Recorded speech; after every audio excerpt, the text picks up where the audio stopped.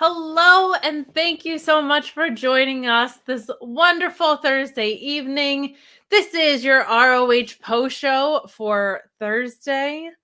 Oh my gosh, it's already March 23rd. There's so much going on in wrestling, Reg. We got SuperCard coming up. We got WrestleMania weekend coming up.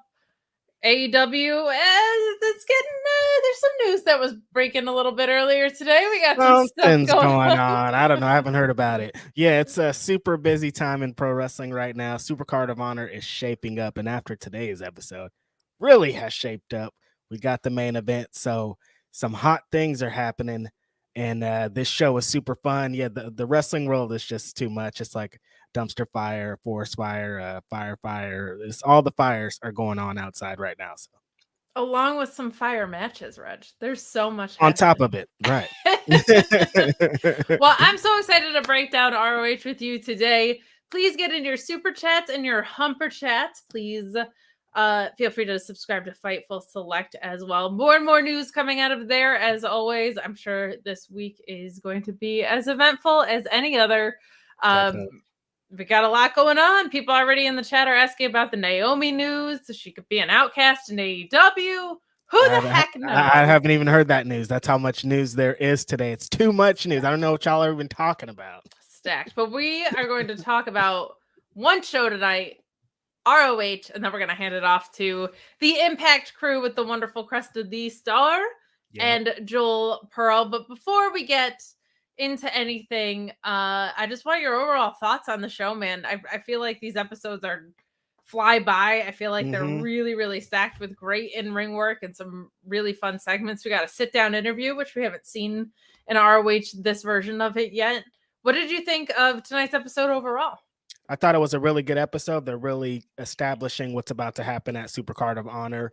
Everybody who you think should be important has been kind of established as who should be important in here. I thought all the matches that are being built to are great. I thought the sit-down interview, which I'm sure we'll really get into, was probably the best part of the show, honestly, just because, like, knowing the history and the heat, and they brought the heat, and seeing Claudio kind of like in that element of just like, because Claudio don't be talking, he just be drinking his coffee. He don't got time for this. For him to really get into it is like something else. And of course, again, 4th week in a row, strong matches back to back. So many strong matches. We got even less promo segments in this. It was more just like wrestling, which is amazing. And that's the thing that I really love about ROH is there's guaranteed gonna be some heat matches in there, and there was today.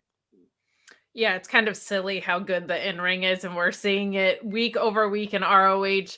Really, really fun episode tonight. I agree with you. I'm so excited, of course, about the title picture because that's just that's my guy and two of my favorite guys. Chris Mueller saying, gonna be wild when Goldberg debuts at SuperCard of Honor and wins the pure title.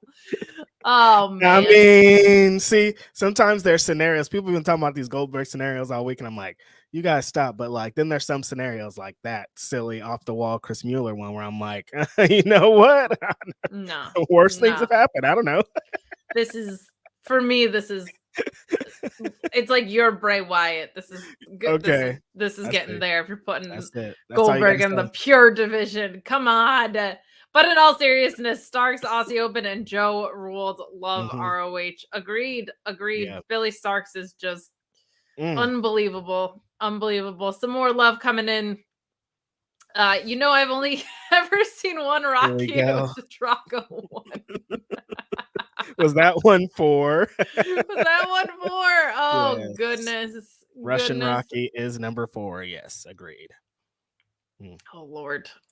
We've got so much support rolling in. Thank you so much. We got a fellow Reggie Simmons saying, man, can we have one day just to enjoy wrestling and not dwell in drama? Much love to Kate and Reg. Y'all out here doing the Lord's work. No, we can't. That's not how this works. Yeah, unfortunately, no. But I can say I wasn't thinking about it. Not when I was watching ROH. I had like my silly little tweets that I was throwing off. But other than that, like I was just sucked into this episode, and we are gonna dive into it all right now. So much fun to be had here. what did we kick off with? Let me scroll. We got the start of the show.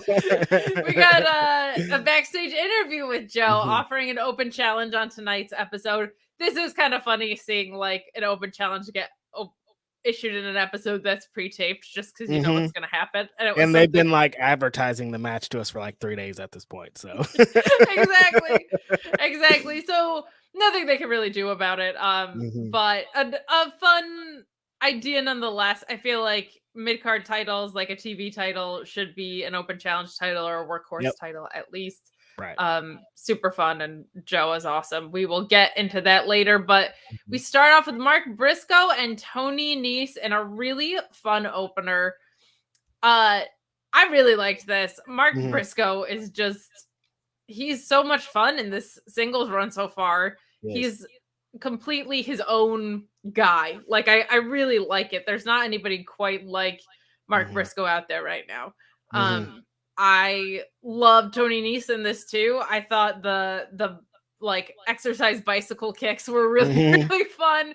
He has this really incredible thing where he is just so in control of his moves, but he makes it look so casual because he's so pompous and in his character. But don't let it fool you. Like very, very good in the ring.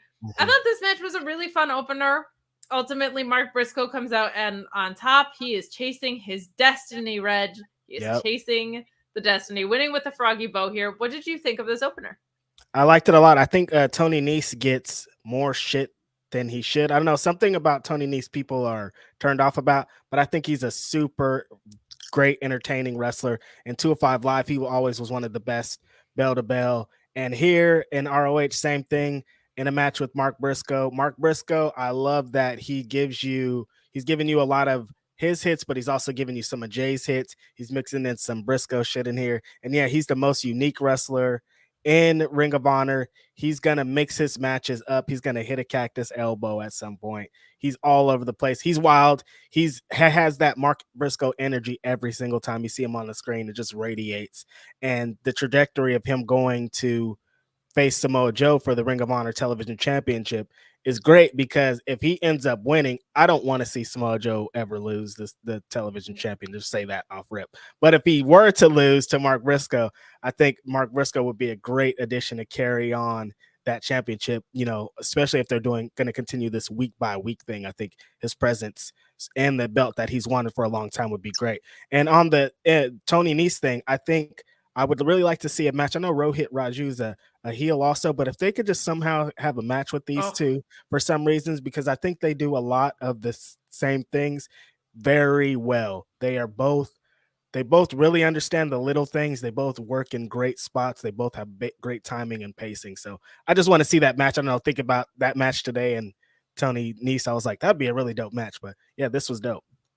Hell yeah, I agree. I think that would be a great matchup. And I agree with you with Tony Nese too. I feel like people were like a little down on him. I don't really know why. I think he just kind of came in at a point where in AEW, the roster was maybe a little oversaturated. Like he was kind of in that bubble of it was like, how many more guys are we going to add to this place? Another one from over there. Wow. Okay. But it's like, no, Tony Nese can really go though. Oh yeah. He was, to your point, great work in 205. I think he's great. I've liked this tag run he's been on. Josh was, of course, also an outstanding talent that we got to see a couple episodes ago to check out, but really fun opener and a great way to set Mark Briscoe up. You knew Tony Nese was going to lose here, but that's okay. We had a fun opener. Right. And if you are going to say we need Tony Nese and Rohit Raju, I'm going to tell you, I need AR Fox and Jeeves SK VSK after this really, really had no business being this fun 6-man match that we got. What a blast. Like AR Fox, Metalik, and Blake Christian versus the Trustbusters. We get the Embassy beat down after, but holy crap, was this was the Tower of Doom spot that was just absolutely bonkers, right? Oh my god. I don't know. This one kicked off into like, at first they were just like, okay, we're just having a nice little match. Everybody's getting their shit in. And then it was like, all right, it's 6-man mayhem time. Everybody turn up. Blake Christian hit like this turning corkscrew moonsault type deal off the top. And it was like, whoa, what could happen after that? And then they hit this Tower of Doom spot and all this stuff is going on and everybody's going 100. And on the other side, the Trustbusters are doing a lot. VSK looked great in this. Both of his showings, I think, that he's had in Ring of Honor has shown that he can really go. And AR Fox is just like the most charismatic, fun, probably best addition they've had to Ring of Honor, and kind of like encompassing the spirit of what this is. They're going to be a great opponents for the Embassy coming up. They set up a lot to going on with the Embassy, but the team of Metalik, Blake Christian, and AR Fox is great. They're really dope. I love them. Agreed. I'm intrigued to see if it stays as a full trio or if they're going to be doing tag work or singles runs here, because all three of those guys I could see gelling as a trio long term. I can also see AR Fox just being a breakout solo performer, say Blake Christian for sure. But this was fun. You're right. It was really fun, and then it hit a different gear. But ultimately, we have AR Fox picking up the pin with the 450 splash on Ari Daivari. I also really liked commentary on this, putting over Ari Daivari. The whole richest man in wrestling thing. They said he was an athlete before he was rich, though, which I really liked, because I loved the idea of like, he still gets up and goes to the gym every day. Like, this is a guy who got rich because of his ability, not like aristocratic whatever. I exactly. Not like a rich guy trying to infiltrate someplace. Like, no, it's like an athlete that's also a rich dude. Yes. Yeah. And he looks the part, man. Ari Daivari's great. I'm glad he's getting some in-ring reps here, because I like him as a manager, but he can really go. Like, I like seeing him in the ring. Yeah, so everybody on their squad is really good. Yes. Yeah, definitely a fun trio. I'm intrigued to see if it sticks around. We got a chat throwing back to the last match, saying from Shockett29, weird, someone was cutting onions by my seat while Mark Briscoe was out celebrating with his family at ringside. Yeah, the air conditioning in it was weird. Like, something had like fell into my eye at that exact moment. I was trying to get it out. I don't know what was going on. It was weird. It was an odd one. I told the story the night Jay passed. We had the NXT post show, and I told the story there. So sorry if this is redundant to anybody, but I was at the finalist of Final Battles at that point. It was the last final battle before they shut down, and we were sitting. We had someone in talent had set us aside tickets because they were very nice, and we were sitting kind of like next to what ended up being the Briscoe clan. We didn't even realize they were there. They were just sitting in back of us, and then when the Briscoes match started, they let them all come down ringside, and there were, it felt like 45 people just got up in the section and laughed. I sincerely thought something was wrong. I was looking around like, is this like when the WrestleMania sign was on fire or whatever? I was like, why is everybody clearing the section? Are they setting up for a spot? Like, what's going on? It was just this unbelievable like show of love and support, and the kids were so into it and stuff. I'm seeing that I'm having some audio issues. I don't hear them myself, so let me just double check. The double checker. Yeah, it's still like an unbelievable thing that Jay Briscoe isn't here. Kind of unbelievable. It's even weirder now that ROH is like up and running again, because that was so like the home. But because we would have been seeing him on these 4 episodes. Oh yeah, like we would have been talking about the tag matches and how insane they were and how much fun they were. I am like unbelievably impressed by the fact that Mark has gotten in there already. I think some people need it, but to do this without your brother when that's all you've ever known as a wrestler, I can't even imagine. But he looks like he's having fun out there, so we'll definitely take that for him, and I can't wait to see him and Joe. That's going to be an absolute blast. It's going to be a badass match. This card. Of each other. Yes. So we move on to our first of 2 women's matches on the card. Look how easy that is. Skye Blue and Lady Frost, and what I thought was a really fun match. I feel like every time I see Skye Blue, she's grown leaps and bounds. And same to be said for Lady Frost. She's a little bit more experienced, but I do feel like I've seen tremendous growth from her, in that I have always been impressed by the athleticism, and then I was like, oh, she's really executing this with a little less telegraphic like movement. She's really getting more fluid, and now it's starting to be like, She's really athletic. She's not telegraphing at all, and she's laying stuff in a little bit harder now. Like there were some spots that just look a little more vicious. So every time I see her, I feel like I'm seeing improvement and new layers of her ability. But this was a really, really fun match. Skye Blue coming out with the victory here. The full Nelson into a face buster, which that's just a fun spot. Cool to see Skye Blue getting these reps and established as a, it seems like she's going to be a stronghold in the ROH women's division. I would like to see Lady Frost stick around for sure. Your thoughts on this match?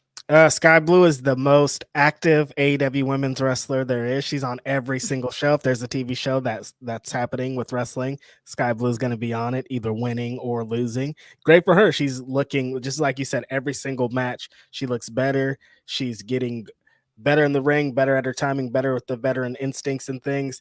Lady Frost, I'm hoping they're just trying to get things fleshed out, but I want to see more from like people like Lady Frost. I think she deserves more. I don't want to see her as like a enhancement talent, which she's been for this ROH run. She's great enhancement talent. She's great. She's making everybody look great and looking great at herself. But I'm hoping that more is going to come for her out of this. Skye Blue is getting shot to the moon. They're really just putting everything they have behind her. She's young. She has great talent. She has a good look.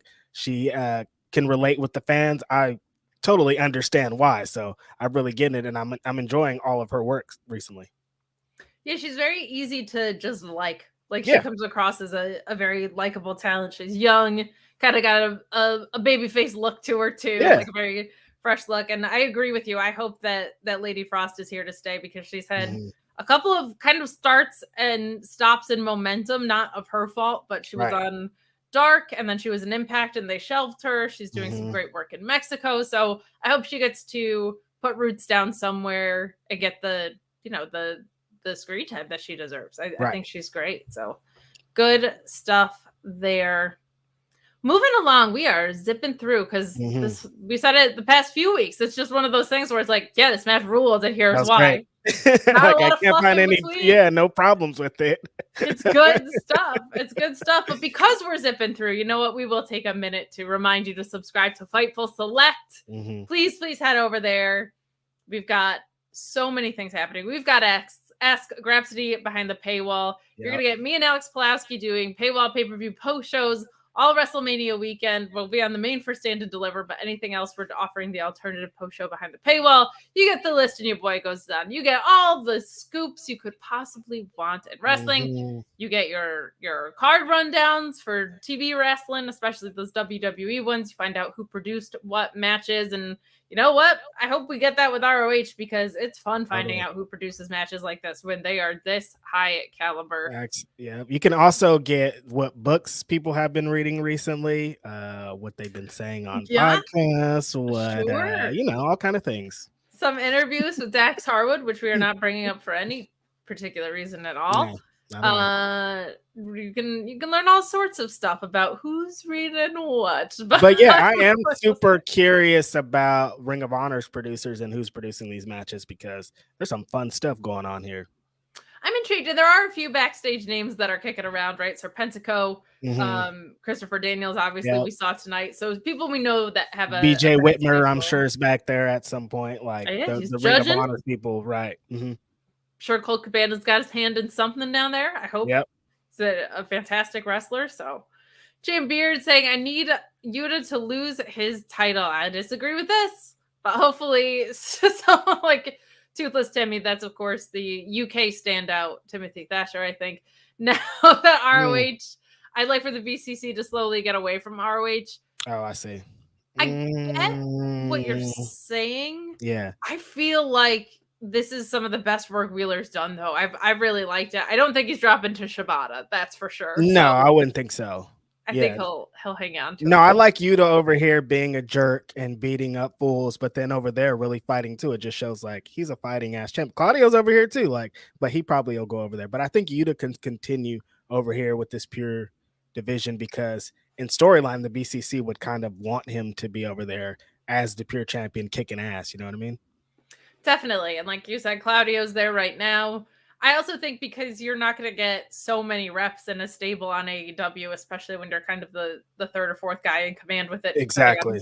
Where you think Danielson's going to be. Let him keep kicking butt in these ROH ones. Right.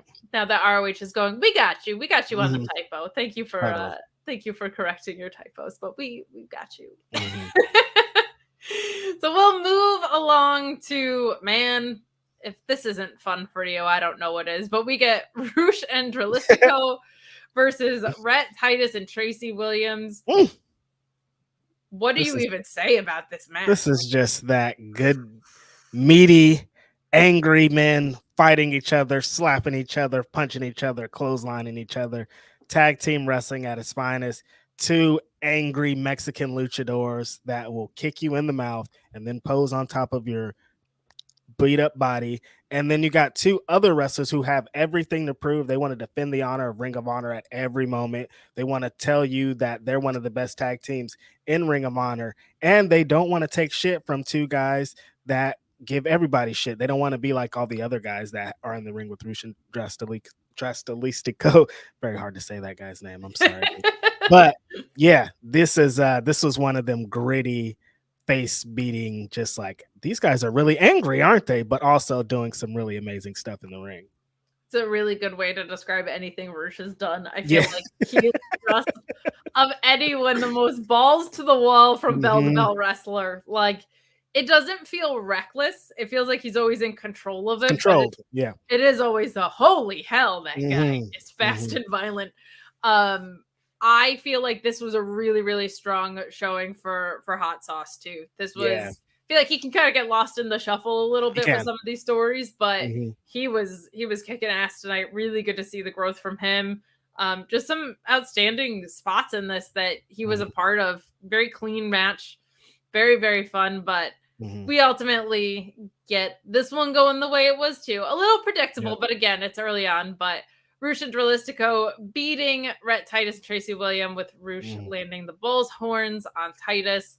Right. This is fun. I feel like AEW has been the sweetheart in tag team wrestling. I feel like ROH is right there, though, and I'm not just saying that because I'm not in on this guns run. That's not why I'm saying it. I'm saying the ROH talent pool is really filling in nicely in this tag division. We're going to talk about it more later with Aussie Open and what they did, but my goodness, it's really fun to see tag wrestling at the forefront. And one thing I appreciate about ROH, kind of before it shut down and now, and I think is a part of their DNA, is you just get so many different types of wrestling stylistically, even within divisions. So you've got trios, you've got pure, you've got singles titles, you've got tag titles, but within those divisions, you get so many different stylistic matchups. It's such a blast in my opinion. Yeah, like these two tag teams right here are totally different stylistically, but that's what makes the ROH tag division great, because like you said, it's always been like that. It's always been two tag teams you probably wouldn't think would be well together, and then they get into the ring and you're like, oh yeah, that's like kind of like the history of the Briscoes was built off of that. They were in with a bunch of tag teams where you're like, I don't know, Briscoe's style is wild, but then it worked every single time. And that's the heart and soul of the tag division. And this tag team match right here was the heart and soul of exactly what the ROH tag division represents. But then also at the same time watching this match, Roosh is just such a polarizing, just his talent is so rich that I'm like, I really like what he's doing here in this match, in this tag team with his brother, and I like everything. But like, I kind of interested in seeing him as a singles, because like thinking about like if Eddie Kingston wins the championship and he needs challengers, like Roosh is like, come on, these guys are it's gonna be great. Roosh is gonna be talking his shit, trying to whip him, calling him a dog, and Eddie Kingston is not gonna take any of it. I think there's a bunch of people.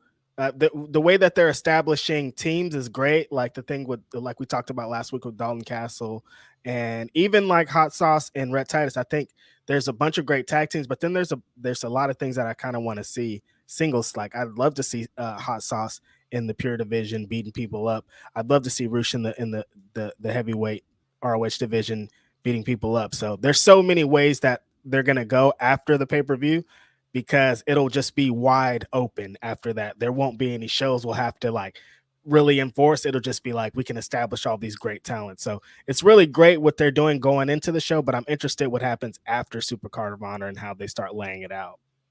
I agree. I think we'll be seeing clarity around who's in ROH and who's in AEW. And I think we'll see who's in what divisions in that same way. I think part of why the stylistic matchups work so well in ROH is it's character driven and not gimmick driven.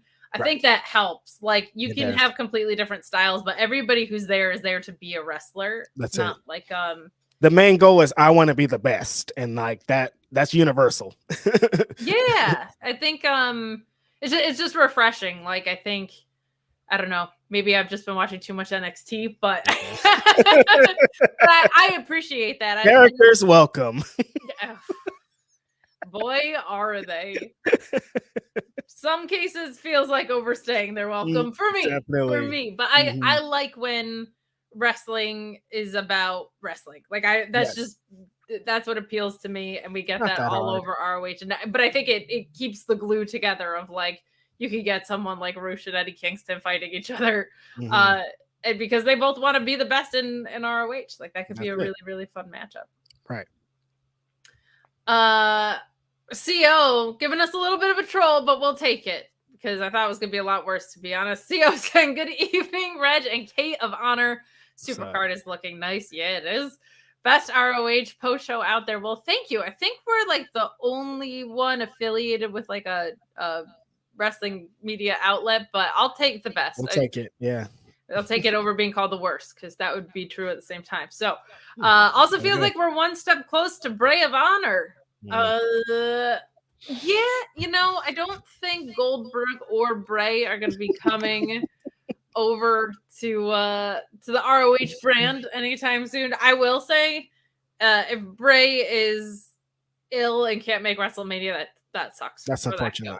That sucks for that guy. Yeah. He did retweet his goodbye video, which I don't know if he's just leaning into rumors or if he's fed up with the creative that he's been given, but I'm sure there'll be more. I'm sure there's always more news around the corner. So stay tuned to FightfulSelect.com. Yeah, now shout out to the homie. I hope he's okay. And both him and Billie G could probably end up on our post-show partners show, Impact, if anything. Very much so. Very much so. Arduit saying weekly ties to the ROH team. Go Fightful. Thank you so much for the support.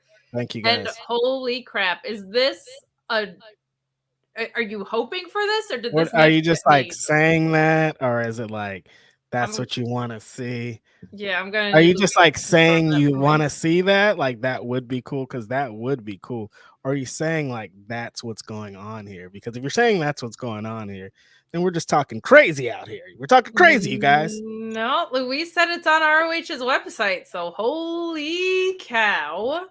I was already jealous of you getting to go to this, Reg. I am now even more jealous. Tony Khan said, you're not stealing this news cycle from me, CM Punk. All right. Oh my God. There it is in all of its glory. For the AAA. Wow. No Twitter announcement, but it's on the ROH website. So holy cow. Stay tuned. We're just gonna have some fun. Oh my God. I don't wow. Thank you, Tony Khan. Hell, I'm AEW shell all out. They say it, motherfuckers. Fuck y'all. Oh yeah.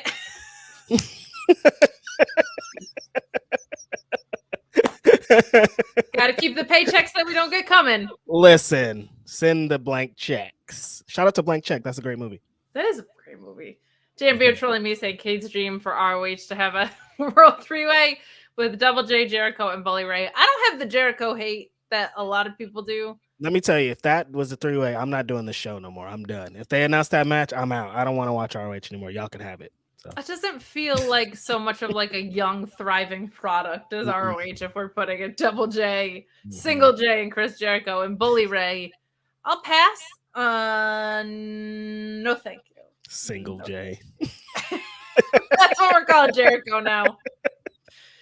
I like Single J, ERICHO. I'm in. All right, moving along. This you said was kind of the segment of the show for you, and I agree. Shea Monster saying of Claudio and Eddie sit down, Claudio not saying anything different to Mad King than Mox, Punk, or Dragon have, but man, did he make it seem like he's the most disappointed. Let's dive into this because I loved it. Caprice Coleman in a sit-down interview role is fantastic. We've got Claudio Castagnoli being asked what he thinks of Eddie Kingston, and he says he doesn't believe he belongs in ROH. Caprice kind of waits for Eddie's response, and Eddie says he didn't care and only cared about the ROH World Championship. Doesn't really care what Claudio thinks of him. He also shared that Cesaro didn't do business last time, but Kingston will ensure he will this time. Claudio says that he would give Kingston a chance at SuperCard of Honor, but that he would outclass him and that Kingston would blame everybody else for his failures. Right. Some really good stuff here. Claudio also pompously taking the high road of being like, I didn't mean he's not of honor. He is in his own way. What a condescending piece of crap. How much fun is that for a heel? I love, shout out to the Flint Tropics, by the way, of Eddie's basketball jersey. Just great. If you're doing Will Ferrell tribute jerseys, I'm in. Yeah. And to deliver searing promos in one. Yeah, Shaka 29 saying I can only focus on the Flint Tropics. Straight up. Shout out to Eddie Kingston for that. He's got some good gear. But I just loved this because it is a through line with Eddie. And it makes me think that maybe he's going over because that has to come to a head at some point, right? So Claudio just saying you're going to do what you always do. You're going to lose and you're going to throw a fit and blame everybody else. Loved that. I loved them alluding to their history, but not diving in all the way to their history yet, because I'm not convinced that this is a one and done either. But really clean. I loved the production on it, the lighting, the sound felt so isolated. It felt so personal and so some of the most vicious stuff that you get from a heel is stuff that's a little bit true and delivered in just not a conniving way, not an emphatic way, but just Claudio saying like, this is an absolute truth. Right. And that feels cold and vicious to someone that you had love for and hate for and back and forth a little bit. Really, really, really good stuff. What did you think of our sit down here? For me, this was the highlight of the night. Yeah, I liked it a lot. I think the thing that I liked most about it was that Claudio carried most of the talking. You think that in a promo like this, it'd be all Eddie Kingston, but it was mostly Claudio being like, these are all the reasons that you've disappointed me. We used to be roommates. You disappointed me. You disappointed me last week and you're disappointing me today. Just like being a sad dad, being like, you could have made it. You could have been up there with me. You could have been at WrestleMania. You could have did all these things if you would have dedicated yourself. But instead, you're doing this pity party and just talking about all the opportunities you should have had. Claudio was not letting go. And it feels like, just like they said in the chat, it feels extra personal. One, because we've heard it before, but Claudio was like, I was there and I wanted you to be this person and you weren't. I used to see it in your eyes and I don't see it. So what the hell's going on? You're going to lose this match and be right back to where you were. Just to get personal for Eddie to be like, here we go again with this shit. I'm tired. Every time I have some feud with somebody that knows me personal, they come with this shit talking about I could have had more. I could have did this. So that's frustrating. Could have stopped smoking cigarettes. Could have blah, blah, blah. Stop smoking and cussing and doing all these things. But instead I'm here. But then on the other side, it's like, well, I'm still here with all you guys. All you guys are talking shit about me, talking about where I should have been. I'm still standing across from CM Punk, still standing across from Jon Moxley, still standing across from Claudio Castagnoli. So like, how bad could it really have been? I'm still here. And so that's one thing I really love about this is that Eddie Kingston is he's never backed down. He's never going to be like, you guys are lying. He's like, no, things how they were then and they are how they are now. And it feels so personal. And it feels like this is going to be a crowning moment for Eddie Kingston. I like timing has a lot to do with the, you know, how the Blackpool Combat Club has been healed and how things have been moving over there, that it makes it extra vicious with Claudio too. And he can let loose and he doesn't have to be what he is. This is great. My favorite thing of the whole show was this personal thing. And it set up the match we've been waiting for weeks. They officially announced Eddie Kingston versus Claudio Castagnoli for the Ring of Honor World Championship at SuperCard of Honor, topping off an amazing card personal feud. They're going to really take this home. I can't wait. I agree with you. I feel like it's so important that Claudio. I never felt like he was weak on the mic. I felt like WWE took him off the mic. Yeah. But when he had like more sincere segments and not kind of cheesier frameworks, he delivered some really, really great stuff in any company. I feel like he shined here. I agree with you. And I really love that for Eddie, he kind of didn't take the bait. He more pivoted to it being about the championship. Like he wants to be a world champion. It's not so like I'm gonna beat your ass. Like I feel like that's a perspective change from Eddie, and I think that is very, very cool. Jake Salazar hyping up Vikingo versus Commander. Tony does it again. That's match of the year. TK said, "Reg, this is a late birthday present to you." Honestly, that's it. Straight up. That's it. Just this whole card is shaping up to be all of it. So I'm like, hey, yo, every time you announce a new match, I'm like, this is going crazy. So. Yeah. Since we're talking dream matches, let's say for Forbidden Door, I want to mix tag Claudio and Julia versus Eddie and he got you. I can't even. I'm not even gonna try. You Hickey or Natsupoi. I don't watch. I'm sorry. Yeah. I got it. I'm intrigued to see now that they have a women's division in New Japan what that's gonna look like. Whether they could do a lot of really fun mixed tags, they could do, I think everybody's saying Mercedes versus Jade because Jade's just kind of been in the ether for a little bit. I'm intrigued to see what that's going to look like this year. Yeah, that's not a far time from now either. Like, they kind of need to start setting it up, honestly. It's in just June. So, yeah, I'm interested to see where they go with this. I am too, and I think the ending of Dynamite left a lot of people wondering. Meet Norma said couldn't watch ROH live, but for the post show, I got 5 on it. Appreciate that. Thank Meet Norma's always really dope. Thank you. The money makes it possible, so we appreciate it. More off topic ones. Chi-Town Spurs saying my favorite Rocky movie is Rocky Horror Picture Show. So we got that going.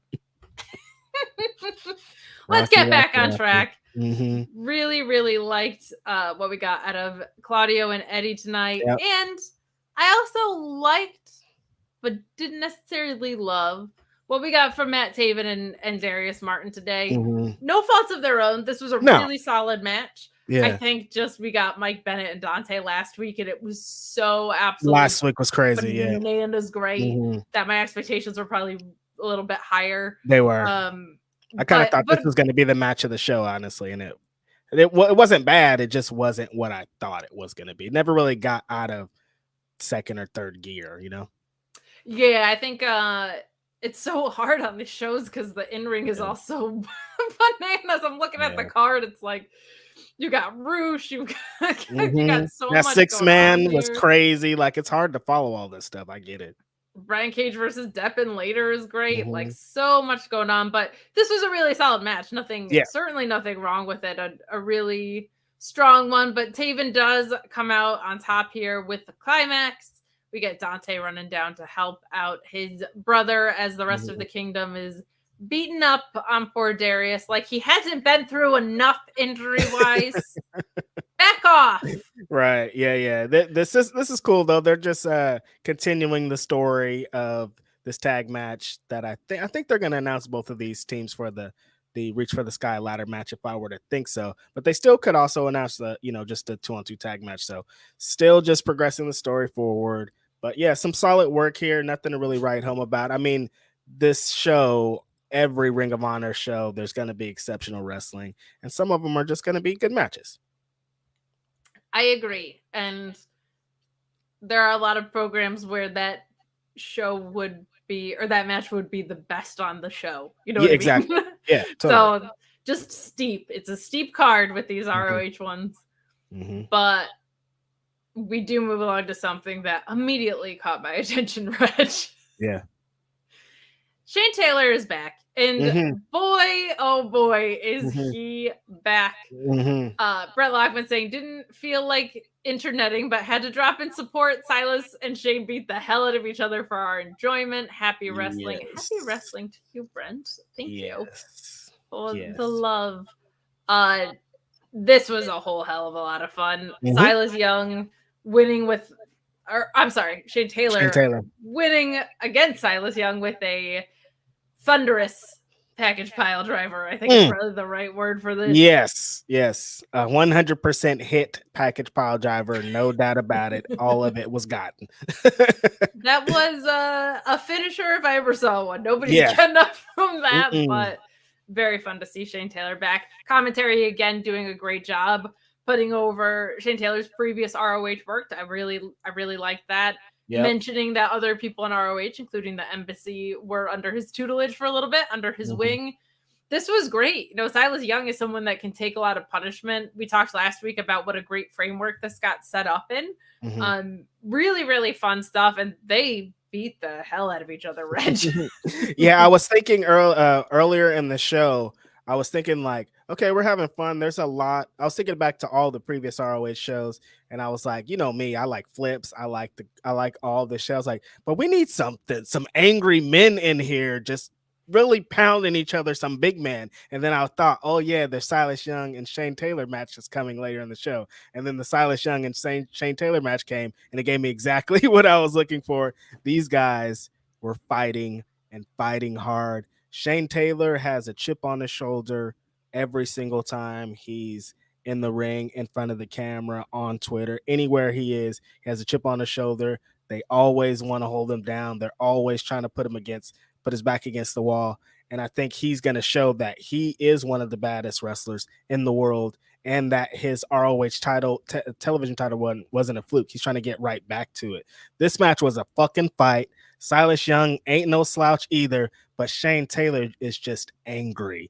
He has strikes that will collapse your lungs, collapse your legs, collapse your head, all the stuff. And that package pile driver finish was just violence, just straight up violence. It hit full on.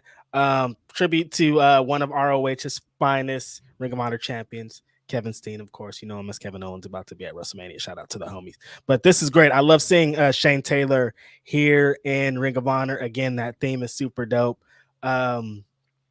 I'm excited to see what happens in the future with him. Is he going to be going right for the Ring of Honor Television Championship again? Are Shane Taylor Promotions going to come back and try to get the Trios Championships? Anything could be happening here. And Silas Young continuing to be here as a Ring of Honor vet, and just as a vet in general, is going to be good for business. So keep all the boys around. I'm loving it. As am I. Shotgun 29 saying Shane Taylor, that is all. Saw some people calling for a Pretty Boys reunion. I don't know how you feel about that. I don't really know. I'm not trying to get any inside scoop on Swerve, but like this Swerve and Keith Lee thing has been pending for a while. Yeah. I don't know if that's something that they'd consider after, or if it's something they consider at all. But if you're not familiar, Keith Lee and Shane Taylor, the Pretty Boys, really, really fun tag team before Keith Lee got signed to WWE. Yeah. So a little ROH backstory for something that might not know. I hadn't really thought about it, but now thinking about it, I'm like, I like it. I like it a lot. I think it might be pretty cool. So yeah, Shane Taylor has a couple of different missions he could take on after this. That would be dope though. Yeah, I would not be mad about that in the slightest. The Pro Wrestling Podcast, who's been getting all the CM Punk love up until today. So their engagement is going to be a little wild. Same PWP, Fist Bump, and Kate, right back at you. You guys are fun and not a bunch of trolling nerds online. You guys are doing the right things. Having fun out there. We appreciate it. I'm also just intrigued. We mentioned the Pretty Boys, and a lot of people mentioning Shane Taylor Promotions. I'm also curious to see if the embassy sticks around, because we don't know what's going to happen with Brian Cage. We don't know anything. Yeah. If they break up, you could do a little STP reunion of some sort if you wanted. There's been a lot going on. Going on. I think we'll get a lot of clarity post the pay-per-view, so I think that'll be really good. Excited. Exciting things are developing. Me too. SuperCard, the full SuperCard. Louise, if you want to pull that up, that would be really, really great. Sorry, there's some behind the scenes stuff that I'm just reading out loud, but the whole card, the SuperCard card, is on the website. We'll read it down for you at the end of the episode, but if you need to see it right now, feel free to go ahead in there. But what we are going to talk about is Brian Cage and Tony Deppen Mm-hmm. in a really, really fun match here. Not a surprise, Brian Cage winning with the drill claw.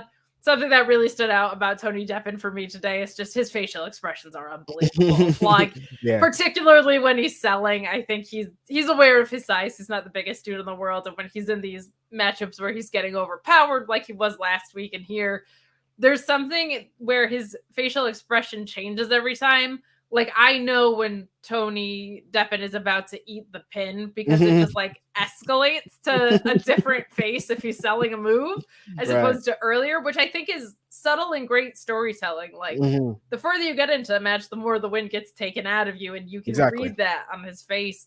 This was really fun. Again, we don't know what's going on with Brian Cage fully, so there might be a cap, but this is the most interested I've been in Brian Cage since he came over to the AEW kind of ROH side. This is some of my favorite work he's doing. And Tony Deppen's just a great dance partner for anybody. What did you think of this? And Brian Cage sent people into a little bit of a frenzy with a little tweet earlier this week about his dream match. And so people are like, I saw someone be like, so that rumor, that's not a rumor. Brian Cage tweeted about a dream match that he has. So you guys relax on everything. But also, could be real. I don't know.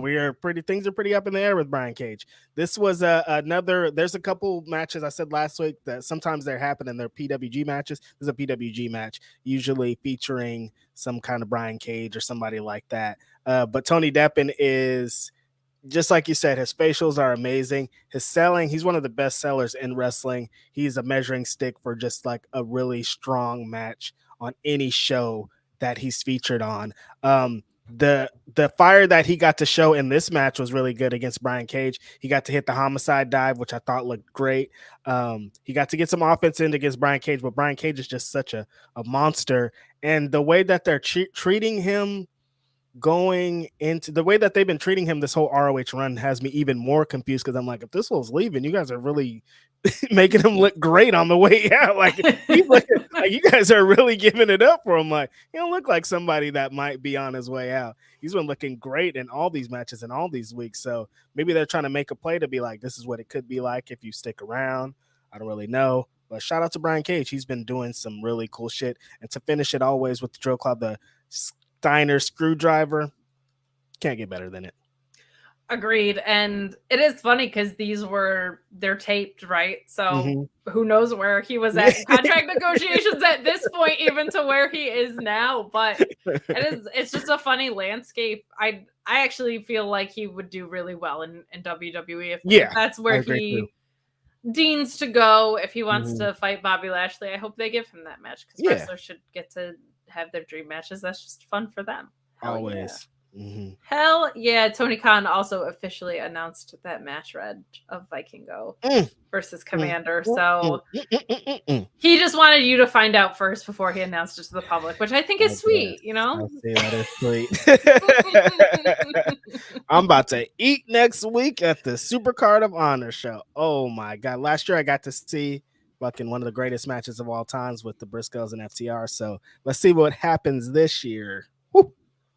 Absolutely wild card. We're going to read it down at the end, but we'll also keep you posted about what we're doing for the post show. Not because I'm holding off on you guys, but because I have no idea what the hell we're going to do, because you're going to be there. I have the SmackDown review, so we'll figure out something. But and I'm sure last year there was a scrum, so I'm sure there'll be a scrum after this. So we'll figure it out. You guys, we get it. Yeah, it's going to be a chaotic weekend, but stay tuned. We will make sure you guys are all aware of what the insane schedule of content will be coming out of Fightful. Right. But we move on to our second women's match of the night, which was fantastic. Yeah, Mike Mulvaney saying Billie Starkz is so good. Women's match rocked. RH saying looking to, after SuperCard and adding to the women's roster with Adora, hope Lady Frost joins and brings La Rosa Negra with her, Bert Vixen and Jody Threat. Yes. All of that. I'm very happy about all three of those names. Jody Threat would be fun just because she's so responsible for this Athena heel turn too. I mean, So I also think she's a fantastic talent. Her style feels so contrasted to what her personality seems to be. I find that hilarious. Like she just seems like a a really fun, silly person, but she's an absolute bruiser in Yeah, the ring. exactly. And then there's always the built-in Athena thing that's going to be lingering. She'd be great here in this. They have the ROH women's division is shaping up to be one of them ones. These ladies are not playing with y'all. They are really bringing the heat. And thinking about it now, Maria's there. Okay, yeah, it makes sense. That's why it's going down back there. Maria's back there, of course. Speaking of Maria, she was responsible for booking that women's tag tournament before ROH shut down. Miranda Alize was in the finals of that. So love seeing her back on TV. The Lucha Baddie, of course, doing great heel work here. She looked good here. She looked really good here. This was a really, really strong match. Billie Starkz only being 18 makes no sense. It's just and being like seeing how good she is and like really good already at 18. It's like, this isn't fair. There's a lot of young wrestlers, her, Nick Wayne, Leon Slater, that is just like, how, you guys, why are you like this already at this age? Imagine in 10 years, you guys are going to be the best wrestlers in the world. So I'm loving that we get to see the rise. Like, honestly, if you want to see legit everything that Billie Starkz has done up to this point, it's documented somewhere. You get IWTV or anything that she's been a part of. You can see like her complete rise as a pro wrestler from a kid, a baby. There's pictures on the internet of her being a legit kid in line at signings, and to see how she's progressed to being where she is now, the instincts in this match, the way that she strikes. You know what this week has shown me, because there was a really good one in this match. I hate that step up in that insecurity that everybody does where you're on the apron and then you move out of the way and you hit the guy. Hate that spot so much, and everyone does it. But this week, actually it started last week with the Dante ones, where we talked about the Dante ones in the Mike Bennett match, and I was like, I like those again. And the Vikingo ones last night, I was like, hey yo. And then in this match, Billie had a couple. I'm like, okay, they're trying to get me to like this move because they're making it look better. It's not just like a bullshit transition move like it usually is. They're like really trying to emphasize it as a strike, and I liked it here in this match. Billie got the victory. She's been on the losing end of pretty much everything she's had in AEW and Ring of Honor, so this was awesome. She just came back from Japan. She got a big win in ROH. She is having a tremendous month, a tremendous year, tremendous all of it. She's cool. She's great. I'm excited to see her rise, and hopefully she'll get a rematch or a match with Athena for the Ring of Honor Women's Championship one day. Absolutely would love to see that. She did win with the Starkz driver here. All these little things are clicking for her too. You see her in interviews or hear about her. She loves backyard wrestling so much, but she's not like a junk wrestler. Like, she does a lot of really, really clean execution of moves. And one thing I noticed today was she like just found the hard cam right after she delivered a move. She had a match with Britt Baker not long ago. If anybody can find you a hard cam, it's Britt Baker. She might have been learning. Right, yes. Love seeing those touches. Love seeing those touches. I also saw someone tweet and call her Big Billiam, which that just popped me. Big Billiam, yeah. Big facts. Have Big Bill running around. She can be her Big Billiam. That's really a better fun. Big Bill. Sorry, Big Bill. We talking about Billie Starkz out here, Brody. That is what it is. I love seeing the suggestions for women's wrestlers that should join. ROH should sign Jody, Billie, Kid Bandit. Kid Bandit would be super cool in Ring of Honor. Yeah, you're right. Big time. Big time. I'm trying to think of some other people that were in that tournament. Chelsea Green's obviously signed now. She was in there. Max, of course. Yep. Miranda was there. Roxanne is now signed. Willow is now signed. You see, I think Maria Kanellis might know something about. No, Maria knew exactly what to do. All those people are exceptional. There's champions now. Like, that tournament was like the prelude for something big going on. And like I said, Maria's back there, so we, the roster that she has in Women's Wrestling Army, they're gonna keep getting implemented here and there, and it's gonna be great to see. We might have to start talking about ROH Women's Tag Championships if they keep going in this direction with all this great talent. I'm loving it. It's amazing. Agreed. And it's fun because we get to see kind of one-offs. You kind of get to have an appetizer of who these people are before they sign, or you exactly get to see kind of more. So I'm intrigued. I'm also intrigued to see, just because Impact is such an odd landscape, and you can bug Joel and Cresta about it after this show, but they their contracts are just so weird that I don't know what to expect. I think Deonna Purrazzo resigned, but she would be so much fun to come in here for a match. Former Ring of Honor Women's Champion. Yeah. There you go. Mm-hmm. There you go. Where's Mercedes Martinez at? Where's she at? Is she hurt still? Like, what's going on here? She could come back for revenge. I would love that. I would love to see Diamante in ROH too. Diamante would be good, and Kiera. Like, there's so many wrestlers that are still just kind of in limbo or just existing that will be well here. So, I agree. Maybe move some people that have been working your darks over onto ROH for some consistency. Exactly. So we get a match that I knew was going to be great, but it kind of blew me out of the water considering how Daniels and Sydal aren't a tag team. They kind of just reformed. Obviously, two incredible veterans, but this match blew me out of the water. Aussie Open versus Daniels and Sydal. Jam Beard saying all 5 teams in the ladder match are who I wanted. And so I think it's perfect. And to me, if Tony Khan gets to sign them, have Aussie Open win the titles. I don't know. I don't know their contract status, but they had a hell of a showcase at these ROH tapings. My sister, who does not watch wrestling, called them the Green Team when they were fighting the Young Bucks. So now that's all I can see with their gear. Cracks me up.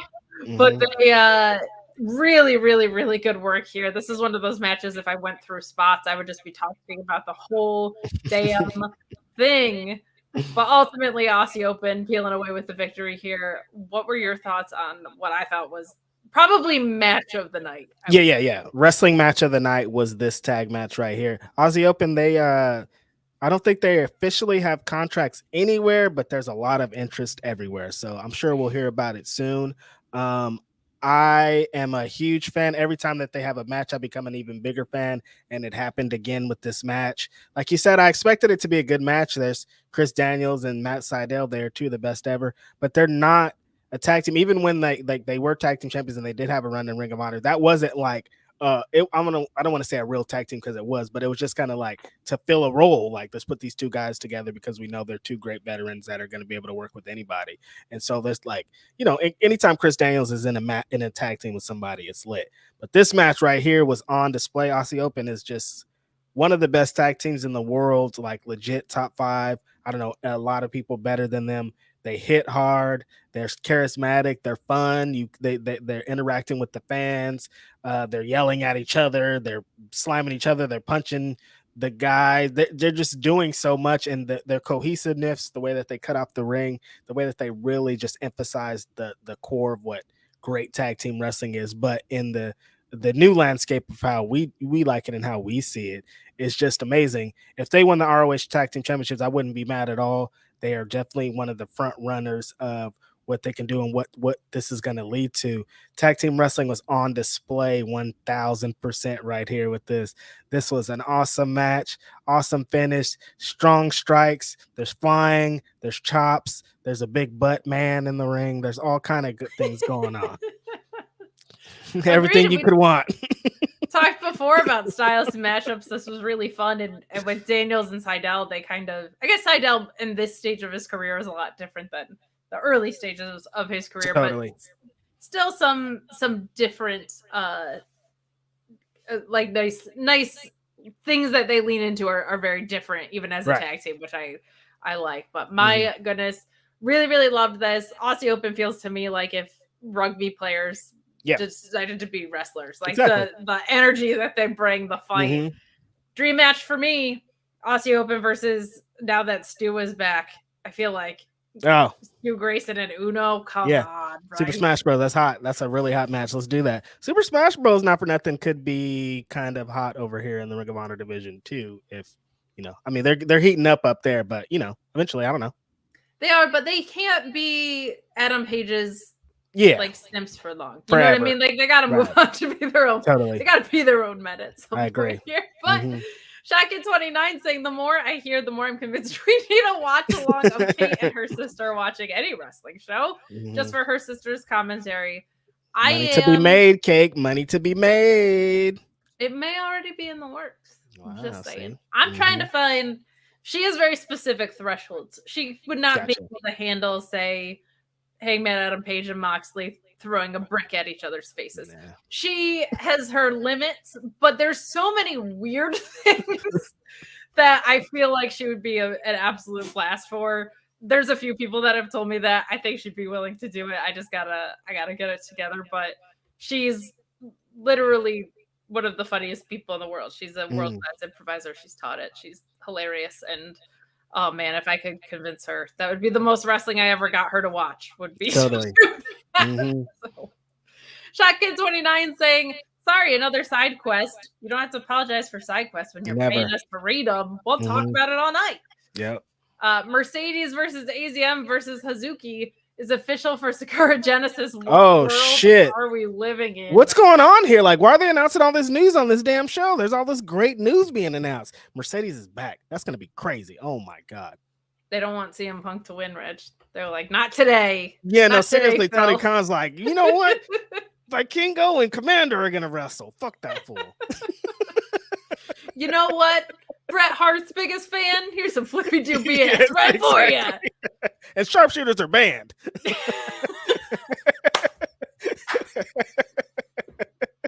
Wasn't there like a control your narrative thing where it was like no tope suicides? Yeah, no Canadian whatever. destroyers, no super kicks. Yeah, this is the opposite. This is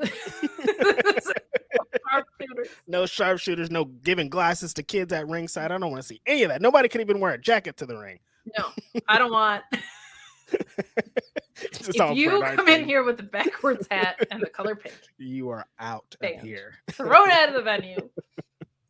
Jambeard saying Layla Hirsch being moved to ROH would be great move as well once she heals up.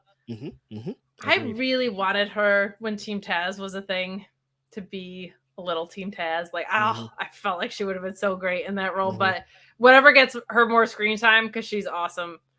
Jambeard also said, so what you're saying is, Kate, that your sister should do GCW reviews for Fightful. Yeah, let's have Cardona and Nick Gage be the first thing that she watches. If I want to end the want to series. see bricks thrown at each other's face, but she might like glass. I don't know. God.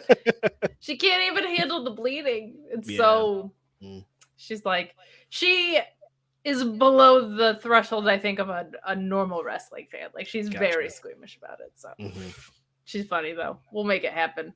Right. And we move to our main event, and we're going to talk about this final call for Super Chats and Humper Chats for our leg of the show. But after we talk about the main event, we're going to bring on the wonderful, the beautiful Cresta Star, and also Joel Pearl will be there. But stay tuned. They have the Go Home to Sacrifice tonight. Some fun mixed tag action happening there. So stick around. I used to take my Thursdays off from wrestling. And I will go watch that show as a way to catch up, to stay in the loop, to know what matches I should check out, because it is not readily available on cable television. And speaking of streaming services, the king of television and streaming services, Samoa Joe, eating a cheeseburger for our main event here. Yes. Really fast, too. It was an eating competition with how fast it was. He done and got grilled. I think that I was actually really looking forward to this match. I really like the way Cheeseburger works bigger opponents. Like I find him stylistically, he has a really interesting move set. A lot of kind of like lucha moves incorporated into his work, but can also put on some really nasty submissions on bigger guys. He's a really good worker against bigger opponents. That being said, Samoa Joe. None of that shit mattered. No, not today. Samoa Joe murdered Cheeseburger. R.I.P. Burger. Love you, buddy. Yeah, none of that shit matters. Samoa Joe said, I don't care. I'm about to murder this fool. He's yelling at him while he's beating him up. But like, do you know who you're in the ring with? I'm Samoa Joe. You know who you're in the ring with. I'm Samoa Joe. I've been here since you were a kid, and I'm going to destroy you. And that's exactly what happened. Like, it was great to see Cheeseburger. Like, yeah, Cheeseburger, this is a great moment. But then you're like, oh man, Samoa Joe's really angry. Samoa Joe said, I'm also at these 9-hour tapings and I want to go home. I'm done. I'm out of here. We're They put me at the end, bro. I'm gonna give you 3 minutes and we're out of here, okay? Shotgun 29 said Joe went clubber laying on TV in the main event. So that bringing is it right back around. You guys are good at this. Yeah, hell yeah. But we go home on that. Samoa Joe just looking vicious as ever, the king of streaming services and television. Really, really fun episode. We're gonna obviously get Mark Briscoe versus him at SuperCard. And let me tell you the rest of what we're getting at SuperCard before we bring in the Impact crew.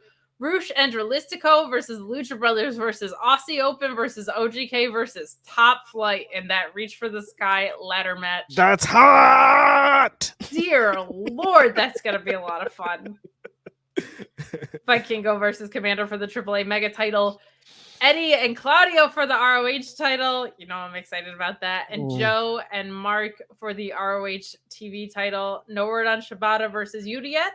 Or Athena versus Sakazaki yet. I'm sure we will get those as well as your 6-man picture. We got one more show next week before the show. That we do. Set up, round out the rest of that card, but looking damn strong so far. Red, you're going to be there.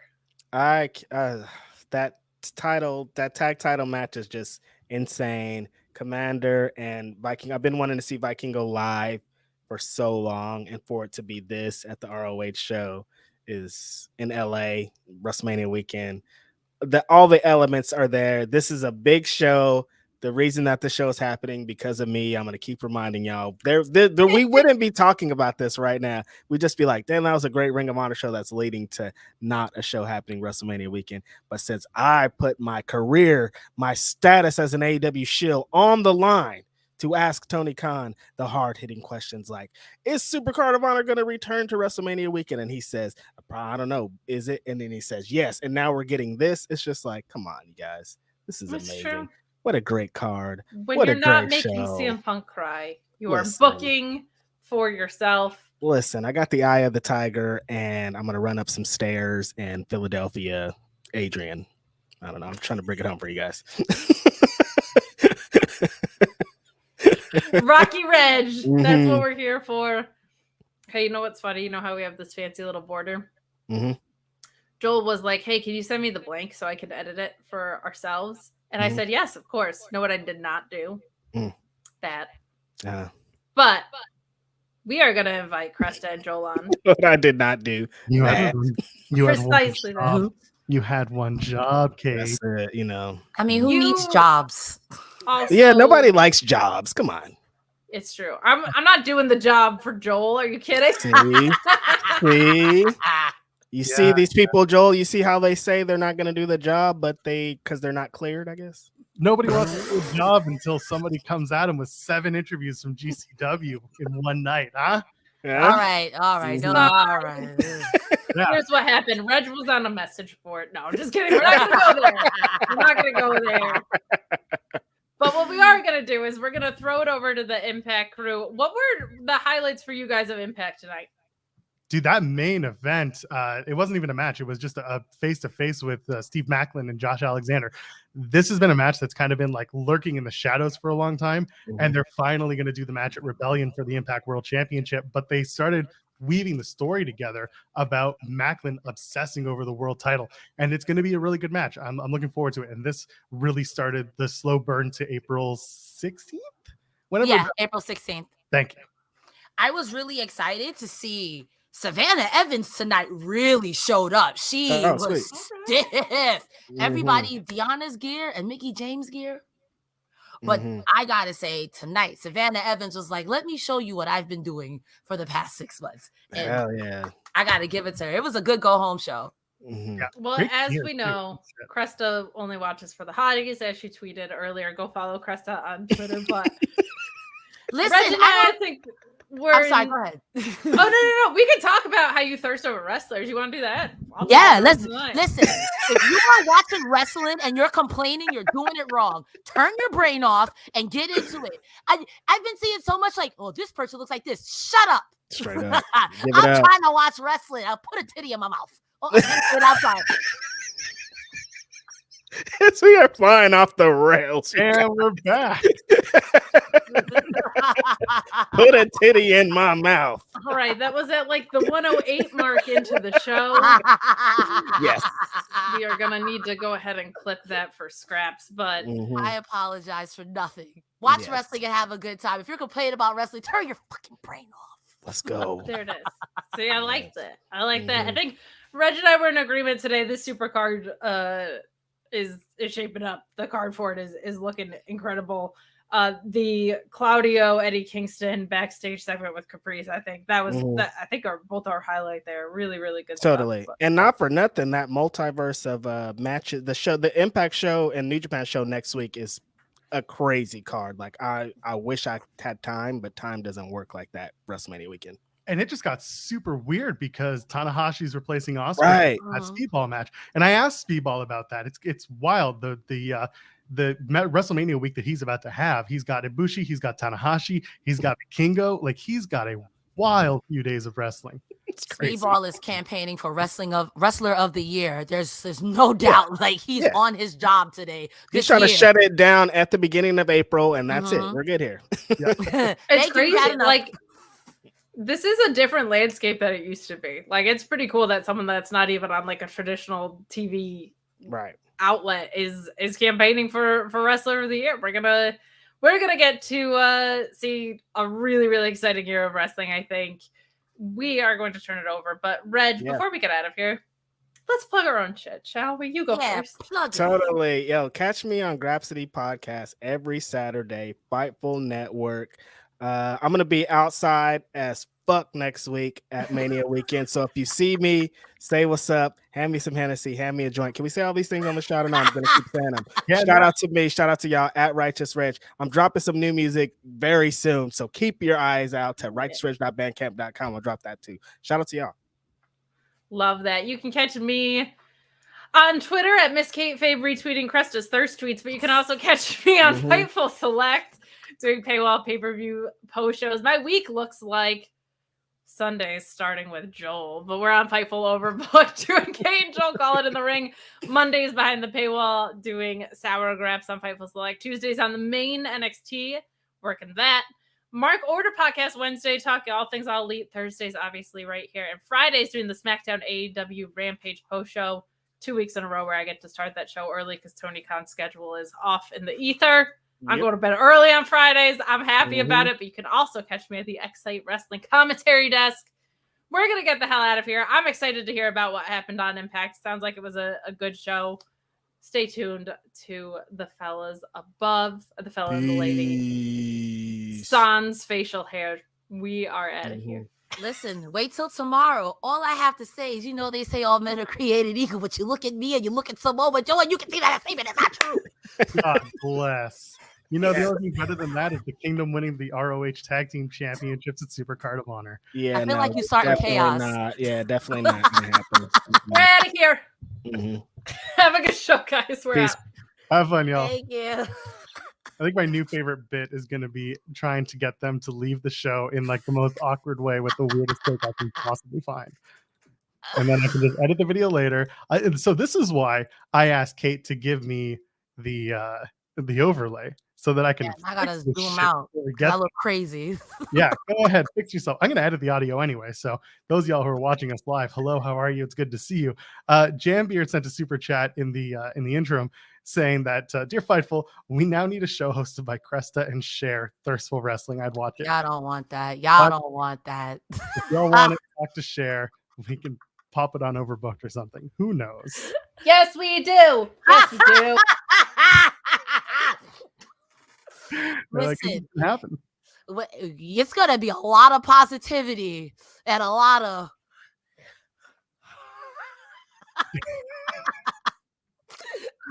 are we ready to do this thing for real? I am born ready. Today I feel really good. The show was really good. Everything I thought was really good, except hold on. Sorry. I gotta do the thing because we gotta. I'm sorry, I was ready. They warmed me up. No, that's fine. There we go. This is for the audio. We gotta hit the audio marks. Hello, friends. We're back again. It's Fightful.com. It's March 23rd, 2023. It's your Impact Wrestling post show. I am at Joel Pearl. As always, I am joined by my favorite co-host, better than the Kate. Sorry, Ella, better than Ella. I got Cresta Star. Cresta, how are you feeling today? I'm feeling fantastic. I had IHOP for brunch. It was fantastic.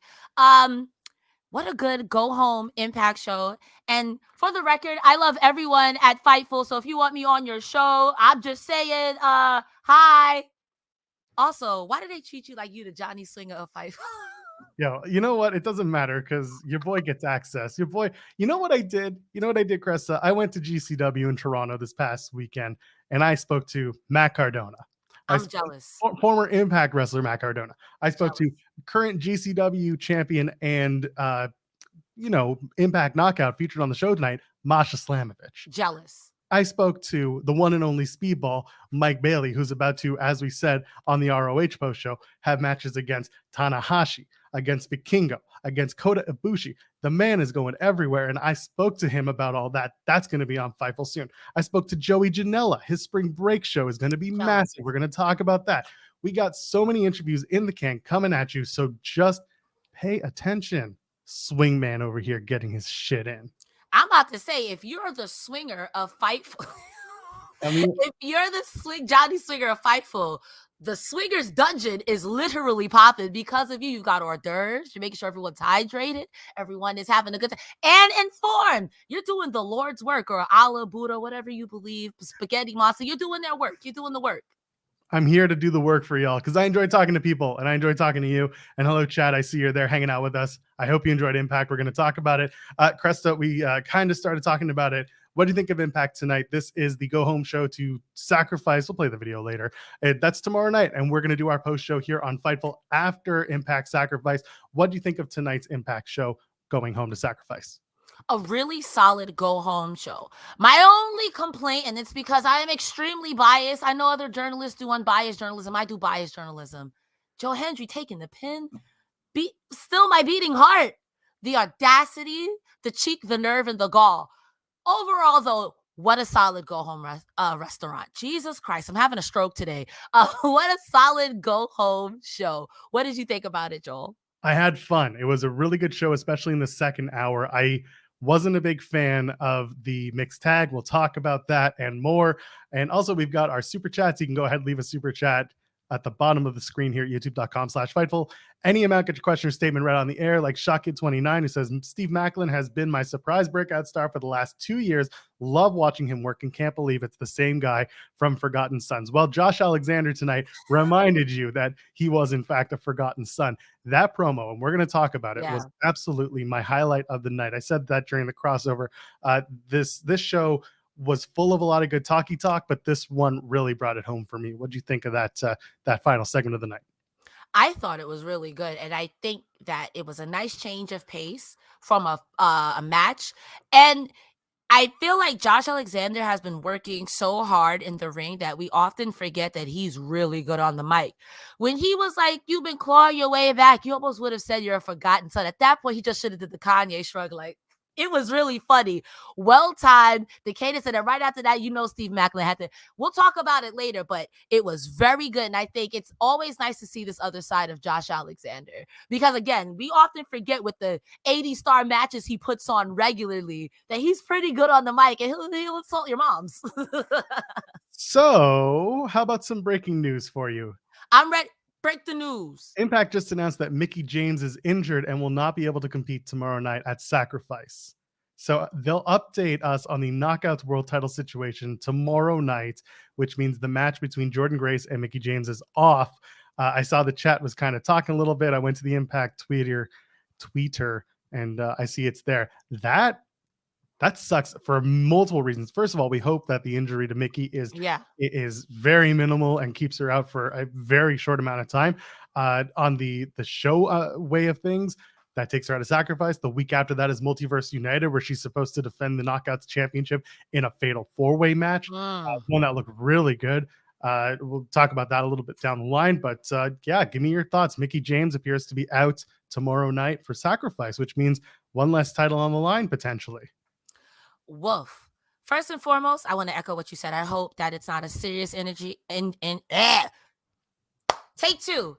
First and foremost, I hope she's not seriously injured. That sucks. I really enjoy watching her wrestle, especially tonight, her work with Bully Ray, because Bully Ray got under my skin. And it was very well. She played the hero in peril, and I was sold. I I don't know what this means for Sacrifice. I don't know what this means for Multiverse. Was it Matches United? Multiverse Matches United? Multiverse United. Only the strong survive. Oh, Lord. I hope that she's fine. But, I mean, not for nothing. There are plenty of amazing Impact knockouts that you could have fill her spot. I mean, there's obviously Jordynne Grace. There is Deonna Purrazzo. I mean, after tonight, I'm kind of sold on Taylor Wilde too. There's a plethora of women that you can put in that spot that you'll get a nice, good, like a solid match. And you'd be like, damn, even though it wasn't for the title, I'm still sold on this person. So depending on how long you have Mickie out, you do have a match tomorrow between Deonna Purrazzo and Giselle Shaw. You can easily throw Jordynne Grace in there, make it a triple threat, and call it for the Knockouts Women's Championship. Whoever wins that gets Mickie when she comes back from injury. Yeah, it might have to just change plans a little bit, and yet I might piss off Masha. Maybe make it a fatal four-way, some way insert it. But I hope she is a speedy recovery. I hope it doesn't throw off the plans too much. Yeah, absolutely. Oh, and by the way, I see Jan Beard sent us a super chat saying Impact just tweeted out that Mickie will miss the show. And that's not fun. I mean, listen, we have so much more to talk about tonight. CO with the super chat saying Thirstelmania would hump. Oh my gosh. Cresta, I think you got to do it now. Listen, I just don't understand how people watch wrestling and complain. These people are putting their bodies on the lives for our entertainment. I'm going to appreciate those bodies on the live for my entertainment even. How could you complain? I don't understand. I'm looking sometimes respectfully, often disrespectfully. And you know what the Bible says? If you look at disrespectfully, poke your eyes out. So by the way, you can donate a Humper Chat over at humperchats.com. Same thing as a super chat, but we get to keep a little more. Cresta, do the thing. I know you're going to just repeat what I said plus a little bit more. Hey, that's what I do. You head over to humperchats.com. You add any donation amount. We'll read it live on air. We get to keep a little bit more of the proceeds. We see it. Sean Ross sees it. The person in the sky sees it, and everyone's happy. We keep a little bit of the proceeds, and it lets us know that you love us and we love you. Humperchats.com. Bing. Let's get right into it. BTI opens with, of course, George Iceman. On the scene again. He's on the scene. He's back in the vineyard. But here's the thing. He got it wrong. So he says that Josh Alexander was creeped out by Steve Maclin last week. And today, one of Iceman's sources says that they saw Steve Maclin rifling through the back of Josh Alexander's car. And that's where he got it wrong, because later on we find out it was rifling through his bag in his locker room. Why not both? Steve Maclin, as we clearly saw, is a creep. He really went to the extreme and said, like, Maclin was confronted and said that they knew about it, which is exactly what would happen later when confronted by Rich Swann. I think they had plans to do the car, and then they scrapped it to do the locker room instead. Either way, my AirTag theory lives. I still think that Steve Maclin put an AirTag on the Impact World Championship, and he's just rifling through Josh's stuff. Anyway, that was the Iceman intel from the vineyard. But the match tonight was Trey Miguel versus Kevin Knight, and this was a fun match. It's really nice to see Kevin Knight get showcased in the X Division.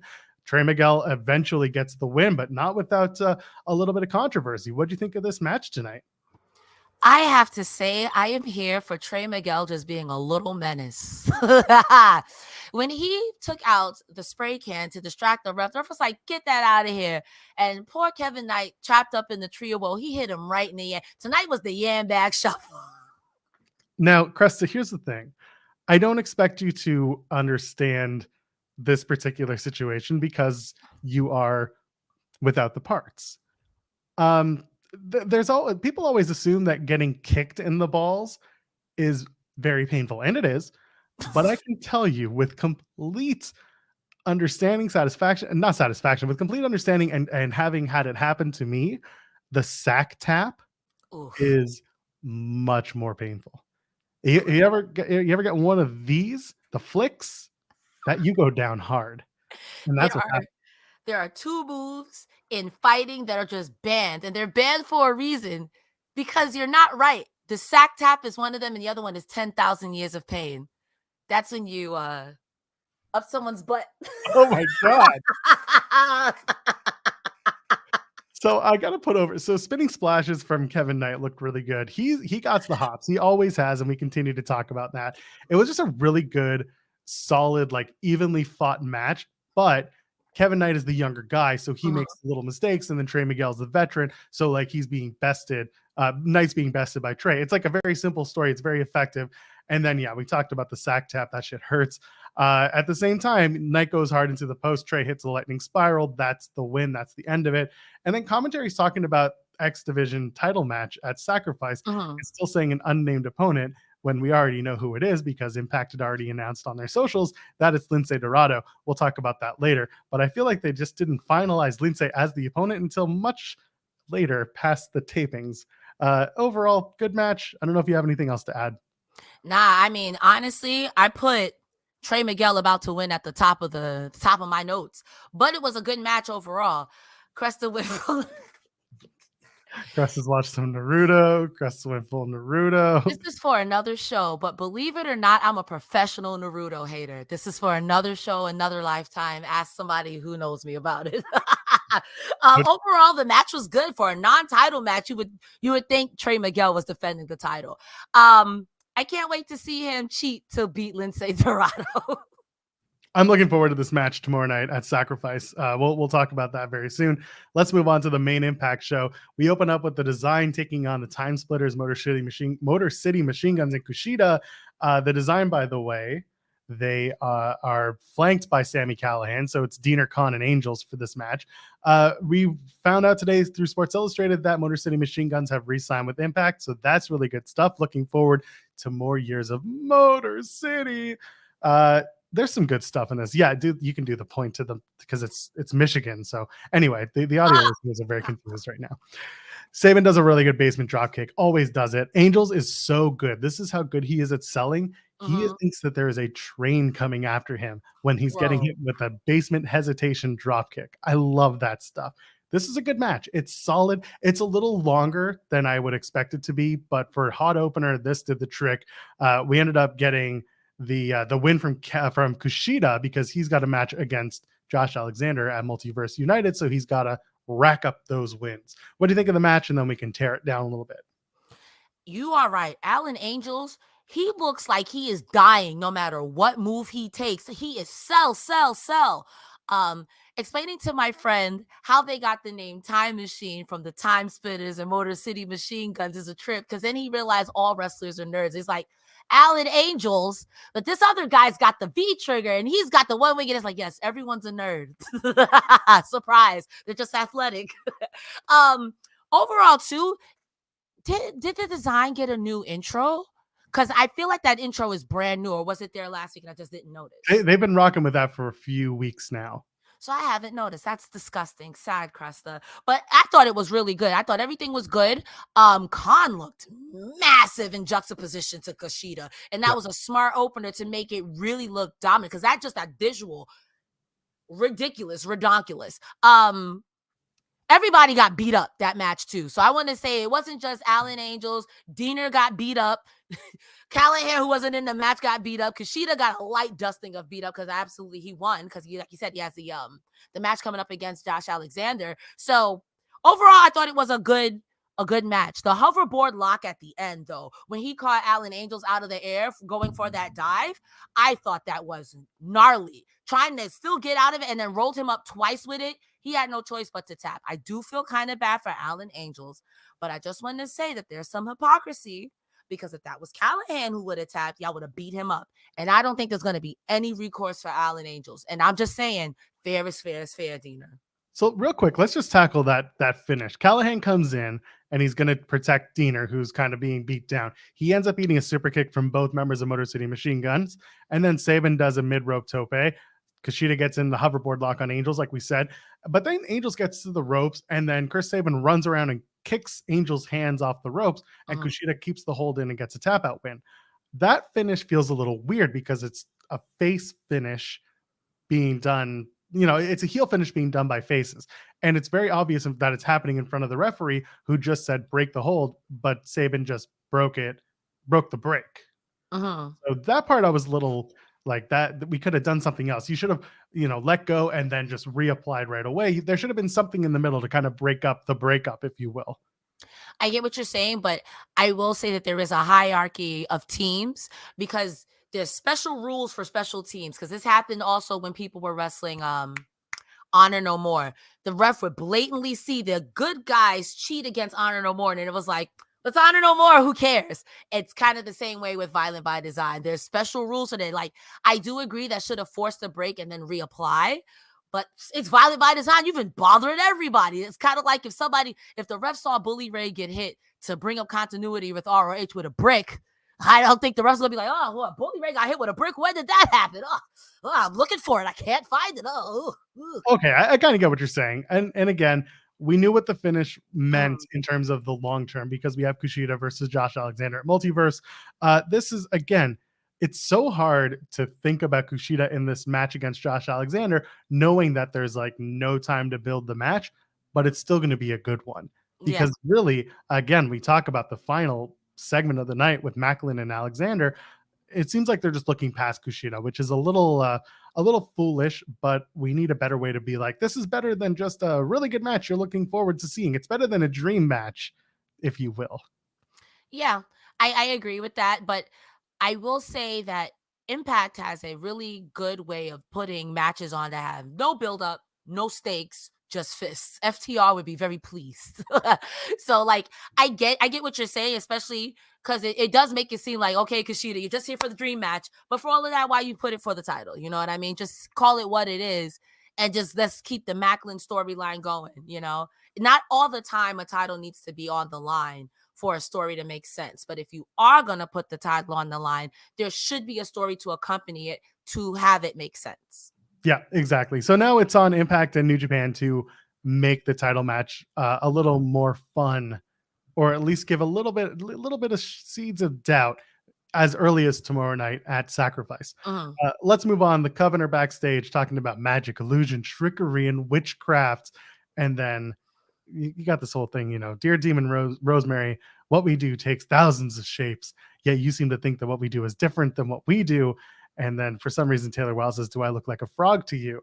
And then Kylan King says, the minute you shook my hand, you sealed your fate. And now the Coven are champions. Long live the Coven. Kind of nonsensical. I don't hate the Coven as a tag team. I just don't think that this segment did much for me. What would happen later does, and we'll talk about that. And when we get there, what do you think of this little introduction to the Coven on tonight's show? I broke this down into 2 sentences. First sentence, I'm not joking, bitch. And the second sentence, we spooky too, Rosemary. Got him. I mean, that was the literal whole promo. But I thought that they were actually saying the incantation to summon Tony Khan, because that next segment with the death dolls, poor Taya. Now we know what happens. We'll get there because there's a super chat waiting for us in the wings when we get to that. Champagne Singh promo. I loved this. We talked about Champagne Singh last week. He had a match on BTI. Raj Singh hit it big in Las Vegas because that's what you do when your show comes to Vegas. One wrestler who's on a downward trajectory has to strike it big and get rich. And that's what happened to Raj Singh. He's like, I'm sleeping on a bed of cash. Vegas has been great to me and Shira. And now we're one step ahead. For guys like them, it's fast cars, extravagant women, and top of the line champagne. And when you're this rich, you never have to pay for anything. Now, here's my question. When are they going to go broke? And also where? Because let's face it, Impact for the next 3 months are in Canada. Windsor has a casino. Sure, I guess he could go broke there. Toronto, not exactly a haven for betting. There's actually a place near me that does it, but it's not the same. And then London, Ontario ain't got shit. So where are we going with this? Well, first, let me say that this segment could be broken down into one sentence as well. It says, I'm rich, bitch. Maybe they strike it big when you said Windsor, Ontario. There's a casino there. There's a Caesars. Maybe they still gamble there, but once you get to Toronto, the money starts drying up because you got other ways to replenish it. Maybe Toronto gives them, I don't know. Canada is not known for being mean. The meanest Canadians I see are on Impact. and here with Joe Pearl. Yes, I am very mean. Let the record show. I am very, very mean. We'll see what they do with him. It's fine. I just think I like the Champagne Shira gimmick. I think it's fun. It's funny for a guy who's low on the card and just does his thing. Like, this is perfect for him, and he's entertaining. I just wonder, like, how is he going to go broke? Is he going to invest it all in Bitcoin, go to the moon? And sorry, it's an NXT. He's going to hang out with Johnny Swinger, and they're going to get that fanny pack stolen again. Oh, we're back to the roll of cash. Let's go. It all comes full circle. It's like a pipe. It all comes full circle. Speaking of full circle, Eddie Edwards and Kenny King brought it full circle tonight. I didn't hate this. So Eddie Edwards says, Edward Edwards, as we call him here, says the only way to put PCO in the past was to reach into my personal past and bring in Kenny King. And King says, out of every bad thing comes a good thing. Eddie and Kenny King didn't speak for months after Honor No More fell apart. But at Jay Briscoe's mom's house in the middle of tragedy, we looked at each other and realized it didn't matter. We're family, and you sacrifice for your family. And then King says PCO was never family, so it sacrificed. The family joins together to put PCO on ice. Cresta, I love this promo because you're bringing in some real life drama. You know, we lost Jay Briscoe a few months ago. Jay Briscoe was very entrenched with Ring of Honor, as were these men. The Honor No More faction was, of course, akin to the old Ring of Honor. This is a really good way to bring these two guys together. You brought a little realism in, and you made it make sense. What did you think of Eddie Edwards and Kenny King tonight? I will say that you can measure somebody and how they speak of them after they pass with the impact that they've done. There are people who are still going out of their way, so you don't forget Jay Briscoe. And I thought it was really nice for them to be like, we were at Jay Briscoe mama house chilling. And that's real, because across almost every promotion, people have been wearing a band that says Briscoes or Jay. So I think that it's really nice, kind of like Eddie Guerrero, that you get to live on in our little Zeitgeist of freaking wrestling forever and ever, that people are never going to let people forget the contributions that you've done. So I thought that was really nice. And also I felt like it made two people who I feel are kind of like yuck characters, something gave it a sense of realness. And maybe this is the wash that Eddie Edwards needed, because yes, I think that him and Kenny King may beat PCO, but I do think it'll put both of them on a better trajectory in a more serious manner that the both of them I think need. And not Kenny, oh my goodness, Kenny King is already on that trajectory, in my opinion, especially with his last few matches with Speedball. He's no longer in this, like, I'm a joker. He's really out here. So I think Eddie Edwards could absolutely use that rub, because I don't know what he's doing right now, and he kind of feels rudderless. So I like the surrealism. And also, like he said, you was never gang, bitch. I like that they found a way to bring it together. I like that they gave Eddie Edwards and Kenny King a reason not only to be back together, but also something to go after. And yeah, it's PCO, but you know, you take down PCO, then you go on to bigger and better things. Maybe the tag title somewhere down the line. Regardless, those two have a history. They're bringing their history back. And again, I don't mind that they brought up Jay Briscoe, because there is a connective tissue there. They've all worked around Jay. And for all we know, they really, well, I mean, listen, they almost certainly were there when, for any memorial services. They played a big role in Jay's life and vice versa. So it made sense. It wasn't bad. So I like where this is going. We're going to see Kenny King and PCO tomorrow night, Sacrifice, and we'll go down the card very soon. Savannah Evans versus Deonna Purrazzo during the crossover. Cresta, you were excited about this match. You loved it. I really enjoyed it as well. And I really enjoyed the post-match. Evans looks strong. She looks dominant, like you said. Purrazzo looks good. Deonna always looks good. But this was a really good match for Savannah Evans, who eventually takes the L, but not without a whole lot of stuff happening. Giselle Shaw distracts the referee. Jay Vidal grabs Deonna Purrazzo. Savannah Evans kicks Jay Vidal off the ring apron by accident. Deonna pump kicks Giselle Shaw, gets her out of the way, and then Deonna hits a crucifix bomb on Evans for the win at the good finish. Talk to me about this match. What'd you like about it, other than Savannah Evans' really awesome looking gear? Deonna Purrazzo's awesome looking gear. Gear aside, it has been a pleasure watching Giselle Shaw and Savannah Evans go from, I feel like, understudy sidekick to a leading dominant lady. Savannah Evans played her part. She played her part here. In the beginning, in the first third, I felt like she was giving us lumbering big person. I can't hit you. Then when she found her groove, the two snapmares and that Northern Light suplex. If you ask me, could Savannah Evans do that 5 months ago? I'd be like, maybe. But it was clean. It was good. Listen, I am a sucker for a good Northern Light suplex. And she was up on them tippy toes. She was doing ballet. It was so good. The snapmare was unexpected, especially too when Deanna reversed, I believe she was going for a power bomb into a Hurricane Rana, and she just took it, and it was so believable. Like, she really got the tilt-a-whirl. I was thoroughly impressed. Even in defeat, I think Savannah Evans looked great. Now, this is nothing against Deonna Purrazzo, because Deonna Purrazzo put her to work tonight. She's like, you got your work boots on? I hope you do. And it was really, really good. The finish, I felt protected everyone. It was overbooked. Poor Jay Vidal. He's doing his best. But also, at the end, the post-match, Savannah Evans does eat the pin, but the post-match, no one came out for Deonna Purrazzo. But then I remember you and Chelsea Green were being real menaces for like a couple of months. I'm like, darn, I mean, maybe you'll beat Shaw, but imagine if Giselle Shaw beats Deonna Purrazzo. Again, if you asked me 3-4 months ago, could Giselle Shaw beat Deonna Purrazzo? I'd be like, I'd be entertained. But now I'm like, wait a minute. Even with cheating, no cheating aside, Giselle has gotten really good too. I'm excited about the match. I'm excited for the future Savannah Evans. And I can't wait for Savannah Evans to eventually turn on Giselle Shaw, pick that woman up and put her down. I can't wait. You said it best. Deonna doesn't have any friends left. No one came to her aid tonight. Mm-hmm. And it was kind of expected that way, because who was going to come to her aid? Her best friend's gone. She's the biggest Karen in WWE now. She's over here asking for management everywhere. That's right. And management ain't going to bring her back to Impact. And we talk about the post-match. So Savannah Evans goes right after Deonna Purrazzo after the match. All three, Jay Vidal, Savannah Evans, and Giselle Shaw go after Deonna Purrazzo. Evans hits the full Nelson slam. Shaw hits the denouement.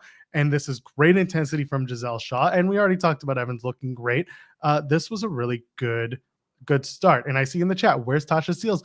Well, that might be Deonna Purrazzo's friend, is Tasha Steelz, because the enemy of my enemy might just be my friend, because who got rid of Tasha Steelz? It's Giselle Shaw. So there's an opportunity here. That's crazy. Like, I'm thinking about, like, why would Tasha Steelz help Deonna Purrazzo? Because who else is going to help Deonna Purrazzo?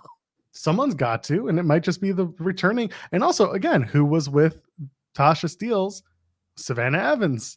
And you turned your, I mean, not to say that Savannah Evans turned her back on Tasha Steelz, but Tasha Steelz was getting her delusion. She was really in her delusional bag. Like, it's your fault. And Evans is like, no, I've been winning. Actually, you've been taking the pin, if I can remember correctly. So I don't know. This is interesting. I totally forgot about Tasha Steelz in that one moment. And it'd be nice to see her come back at sacrifice.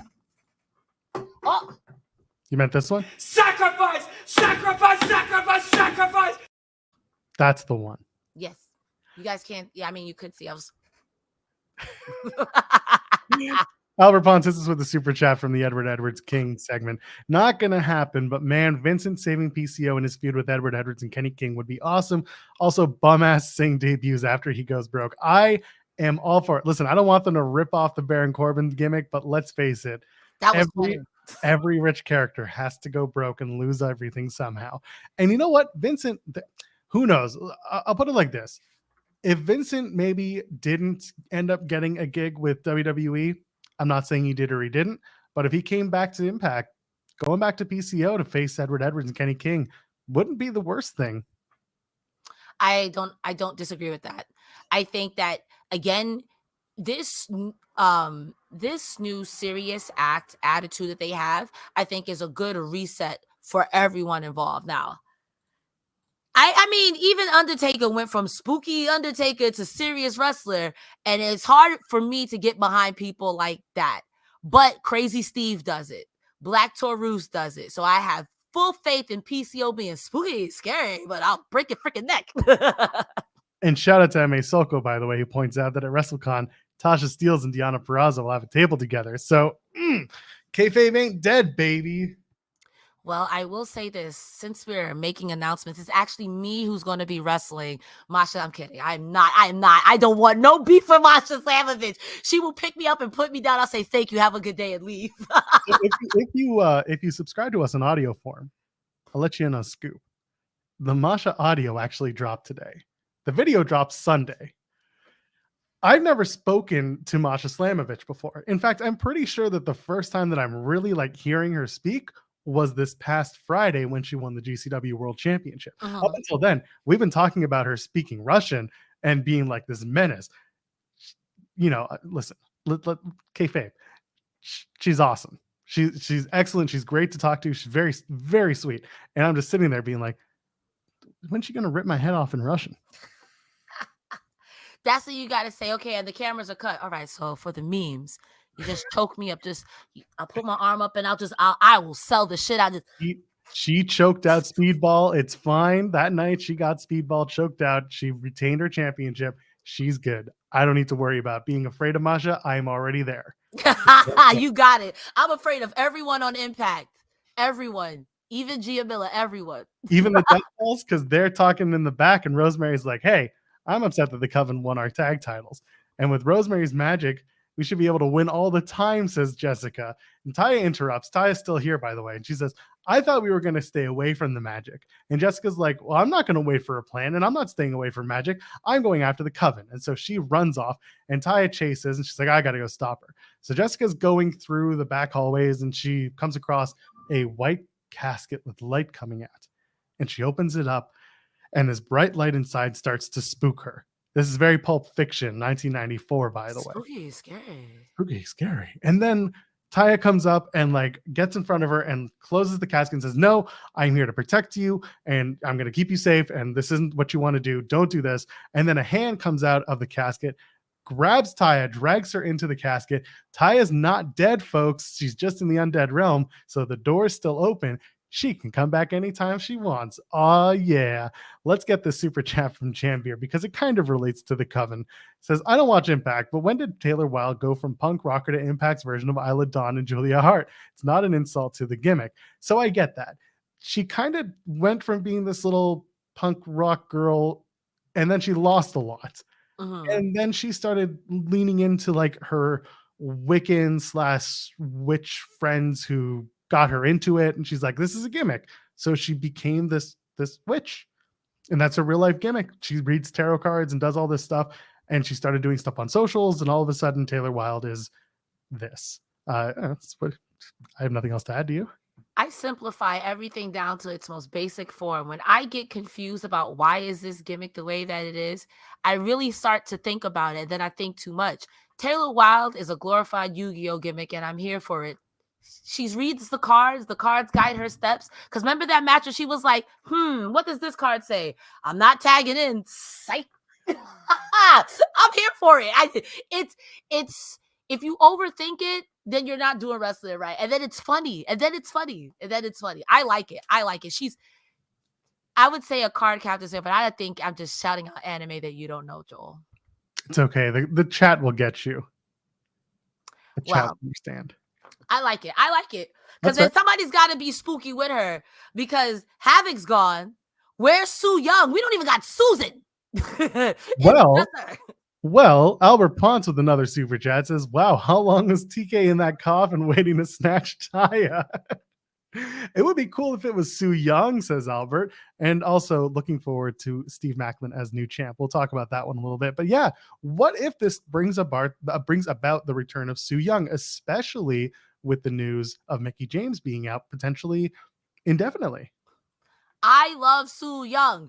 Even before I was watching Impact, I love Su Young. And the Susan and the Susie gimmick, 10 out of 10. I love Su Young, so I'm back for it. The joke in my house was when Taya Valkyrie got dragged. I'm like, damn, they really did a prayer circle and Full Metal Alchemist style. You can't win the titles for nothing. A life for a life. So poor Taya got dragged to hell. Tony Khan was like, thank you.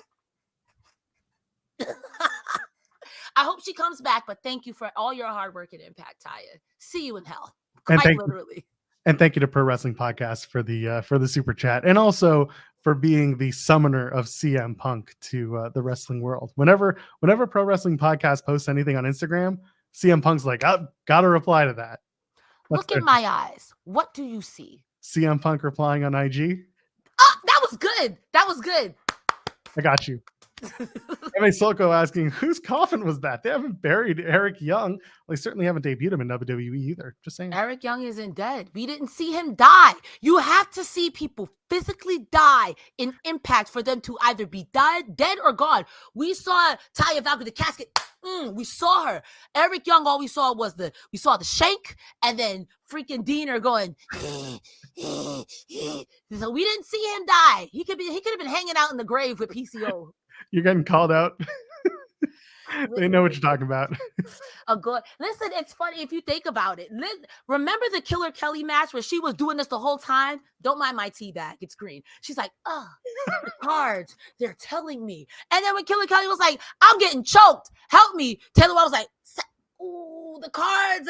Listen, I played my blue eyes in the attack position, but I gotta wait a turn. I'm sorry. I gotta wait a turn. I gotta wait a whole turn. You stepped on my trap card. Yeah, I don't play doubles. I play singles. I'm a single player. I don't. Jam Beard with another super chat saying, also, according to Impact regarding Taya, WWE is a prison while AEW is the undead realm. They're not going to kill her because she keeps coming back. I mean, to quote Bobby Fish, I mean, where's the lie? They brought his ass up again tonight, and we'll talk about that very shortly. Bobby Fish is coming back. I feel it in my scrot. Oh, God, it's awful. Speaking of awful, Masha Slamovich and Bully versus Mickie James and Tommy Dreamer. I hated this match until the finish. Okay. They start with the Bobby Ray chants. I thought that was cute. The crowd was good. And then Bully does a lot of off mic trash talking. That's fine. They do a lot of intergender stuff, which is fun because that's an Impact trope. And that's just hard to get in this match when the stakes are literally Bully and Dreamer and not Mickie James, who's the champion and a challenger, who's not even Masha Slamovich at this point. So they're just kind of there. They do the double teams, shake, rattle, and roll. Dreamer and Mickie do on Masha and Bully. And then they do the what's up drop on Bully Ray. And Bully Ray officially watches our show, Cresta Star. I saw. You saw it? I saw it. My balls. We've the most talked devastating move in the game. We've talked about this. We've shown the footage. We've done everything. Bully, we see you. We appreciate you. That's as far as I'm willing to go because I didn't care for this match. Other than that, when he did the my balls, I was like, he knows. He knows it's what we talk about. He knows it's what we run to. He knows it's what we do, and he did it. I will say that while the match, I went into it with the bar was in hell, but I'm not. I would be a liar if I said this wasn't some premium heel work from Bully Ray. I have never been so annoyed at a wrestler since the Miz, and the Miz gets under my skin. He gets under my skin. What about Logan Paul? I mean, I mute it when he talks, so you can't get under my skin if I can't hear you. But tonight was the first time I was like, yo, I want you to stay in Impact one more time so Nick Aldis could beat you up. Because you are, woo! First of all, I know that you know that I know that you're not afraid of Tommy Dreamer. So all this jaw jacking with only wanting to fight Mickie James, oh, you're a POS. Because in the post-match, yeah, Jordan, Jordan wanted to square up and you were like, I didn't fight with it. But you want to try to be, oh, you are a jerk. And you got under my skin tonight. On this night, you got under my skin. So I was premium heel work. But again, all this makes me want to do is see Nick Aldis choke you up for 20 minutes. Solid 20 minutes. I don't care. Just rest holds for 20 minutes. Should have worn a cup. Agreed. That I don't understand why we just don't go for Bully's balls. That's his weakness. The roll up and the yam bag shuffle. That's right. They go to get the table. Masha takes out Mickie, and then Bully low blows Tommy, and then pile drives Dreamer. Does his own pile driver for the win. So Bully wins the match for his team. And then post-match, Bully sets up that table. Masha rolls Mickie into the ring and tells Bully to put her through the table. I guess that's the payback for, teaming with Bully. And then Jordynne Grace hits the ring, knocks out Bully, doesn't even knock him out, just hits him with a kendo stick. Bully kind of no-sells it. He's like, oh, that's minor inconvenience. Yeah. And then turns around. And Jordan goes for a spear on Bully Ray, who sidesteps it, and Grace spears Mickie James. What really sucks now, again, is that this was a good build for what would have been tomorrow night's Knockouts Championship match, but we're not doing that anymore because Mickie James is out with injury. Other than that, what do you think of the post-match, assuming we didn't know about Mickie's injury? Mickie, you better count your lucky stars. Jordan was able to brace herself because that table was not up. It was not ready for you to go through, and everybody would have gotten seriously hoiked in the fines of kayfabe. And this is the same stuff that Jordan warned you about. Like, why are you letting this old man get under your skin? You have no business with him. Let Bully talk. He's not challenging for your title. Who cares what he has to say? And honestly, at this point, if he's being that annoying, get smart Mark Sterling to sue him. Like, I don't know what to tell you, but leave him alone, Mickie. You have nothing to prove. Yes, he works at your workplace. I don't know, Bear Mason, but you got nothing to prove. You literally have nothing to prove. But Jordynne Grace, that spear was gnarly. That spear before the moose match, I was like, this is a borderline moose spear. She almost speared Mickie James out her damn boots. It's good. It's really good.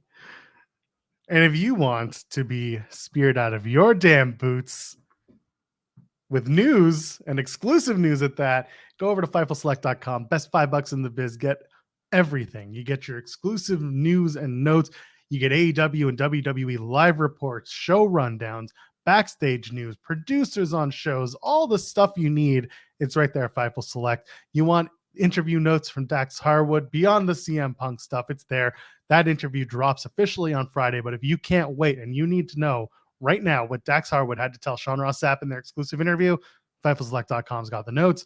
Maybe you want to know about where All Out's going to be this year, because it might not be at the Now Arena in Chicago. It might be somewhere else. Who knows where? Fightful Select has the details. And of course, Goldberg. He's a free agent. Is it going to show up in the Impact Zone? $5, FightfulSelect.com. Get all your news, all your scoops. Plus the Weekender with Steven Jensen, Sour Graps with Kate and Alex Pulowski, and Select Style with Scott Edwards, who does all the Japanese wrestling, all the Joshi stuff, all the stuff that you aren't necessarily able to follow completely. Scott Edwards has got you covered. Select Style every week, and Coexisting After Dark with Rob and Maggie. This week they've got Denise Salcedo, who is the new co-host on Saturdays for Busted Open with Hollywood Denise, who now has to start work at 6 a.m. on the weekend. Hell on earth. That's her problem, and I hope that she deserves it. Actually, she's great. So if you want some great content, go over to FightfulSelect.com. $5 or more. You can go all the way up to $1,500 for all you want. There's tons of opportunities. Just read about them, and we'll get your exclusive news. I know. Listen, everyone's like, it's going to just show up anywhere else in 5 minutes, but it's going to be aggregated, and it's probably going to be wrong. And then later on, we got to clean it all up, and everyone's got to be like, why did you say it wrong?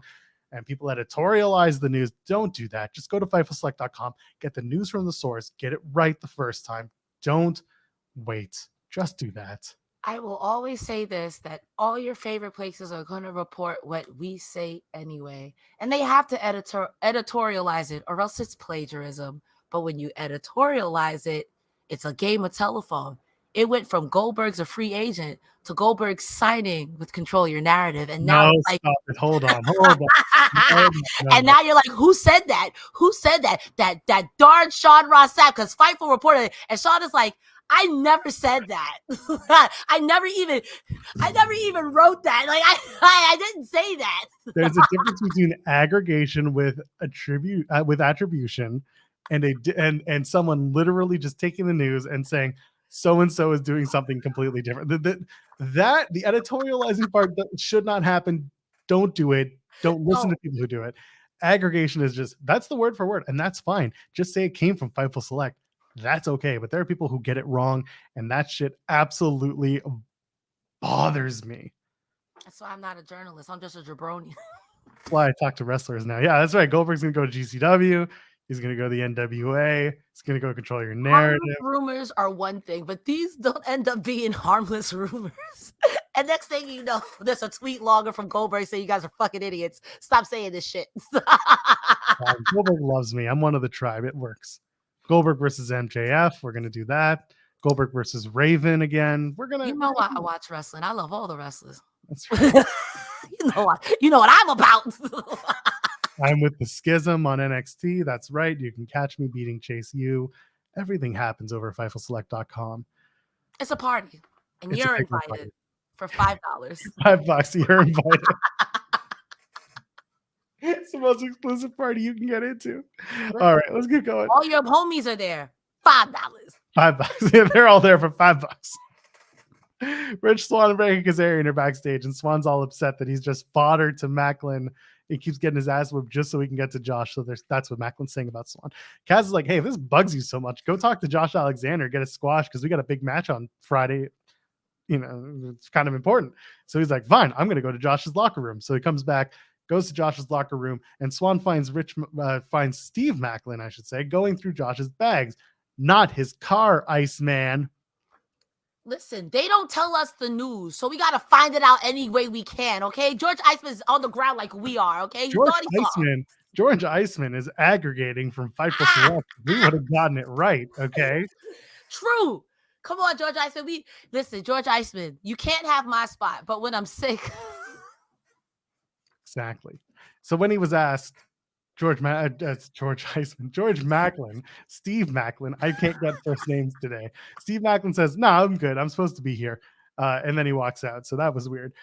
Anyway, run down the sacrifice card. We'll do that actually. Let's do that at the end. We'll give our predictions for the show. And then just programming note, next week is Multiverse United. The show is live. It's on a Thursday. We are going to go live after Multiverse United. We don't know when the show ends. One of two things will happen. Either we're going to let the ROH crew basically filibuster until we take over, or we're going to go live after Multiverse United on our own feed and do the show then. I have no idea when it ends. If I had to guess, 11 o'clock Eastern, maybe. I'll be here. We'll all be here. So we'll see what's going on. We'll be live for that. And of course, tomorrow night we'll be live for the Sacrifice post show here on youtube.com/Fightful. And it'll be even better because the SmackDown post show is only SmackDown tomorrow and not SmackDown and Rampage, because Rampage is on Saturday night. So yeah, we'll be good. There's a lot going on this weekend on Fightful, y'all. Please tune in. You're going to have the time of your life.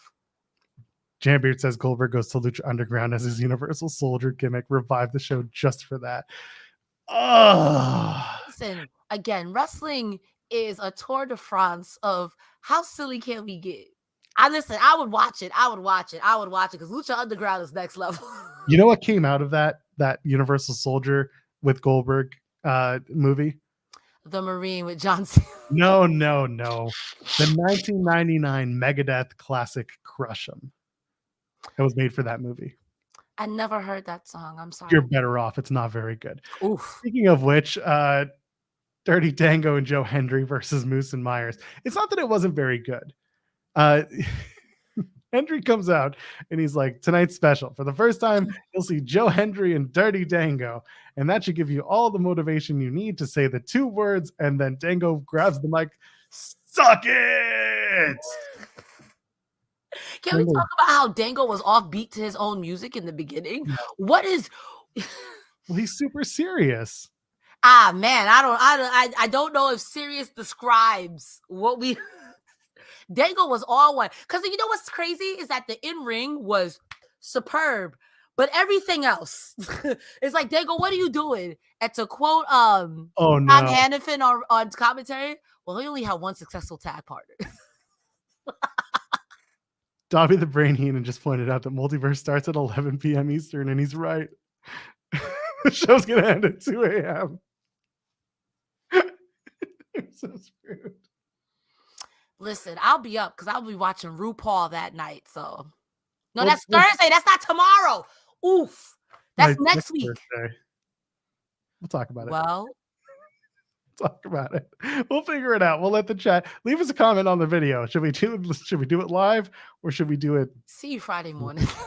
Right, yeah, they're gonna get a double dose of us. Who knows? Oh my god, that just sounds. Anyway, I appreciate the enthusiasm. Dango's just being super awkward. Yes. Moose comes out. He looks cut. He looks great. Match Got is a mustache, a thingy. The roundabout or the Fu Manchu? That was me last week. The roundabout. The goatee. That's what it's called. I should know these things. I have a biz. Dango keeps going for the suck it with the arms, and he's awkward, and it's good, but it's fine what it is. Hendry loses the match. Yes. They pointed out that Joe Hendry is the longest reigning digital media champion in Impact history. He's got 131 days. That's over Brian Myers, who had the former record. Myers gets the pin after Moose hits a spear on Joe Hendry, and Myers gets the roster cut. I'm pretty sure that's just one of those setups for tomorrow night where Hendry wins. I agree. Simple as that. Do you have anything to add about this? Because it was just a tag match. I mean, I'm just double checking my notes because you said everything that I pretty much said. I like Dango in ring. I never want to see him tag with Joe Hendry again. I never want to see that again. Joe Hendry lost because of you. That's my opinion. I don't care. Fight your mom about it. Maybe there is a reason why Fandango only worked with what's his name? I can't think of his name in this moment. I'm having a stroke. Jeff Jarrett. There you go, Jeff Jarrett. No, it wasn't Jeff Jarrett who teamed with him. Who are you talking about? I missed it. Fandango's partner, who are the Fashion Police, whose name escapes me. Tyler Breeze. Tyler Breeze. There we go. I was typing in the chat about the multiverse show. No, I was no. When I said I'm having a stroke, that's I was like, oh, like Jeff Jarrett. You're like, yeah, no, that's not his. No. Yeah, they're talking about the one successful partner was that guy.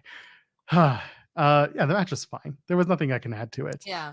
And now the chat's like, it's Tyler Breeze, Breezango, Tyler Breeze. Thank you guys.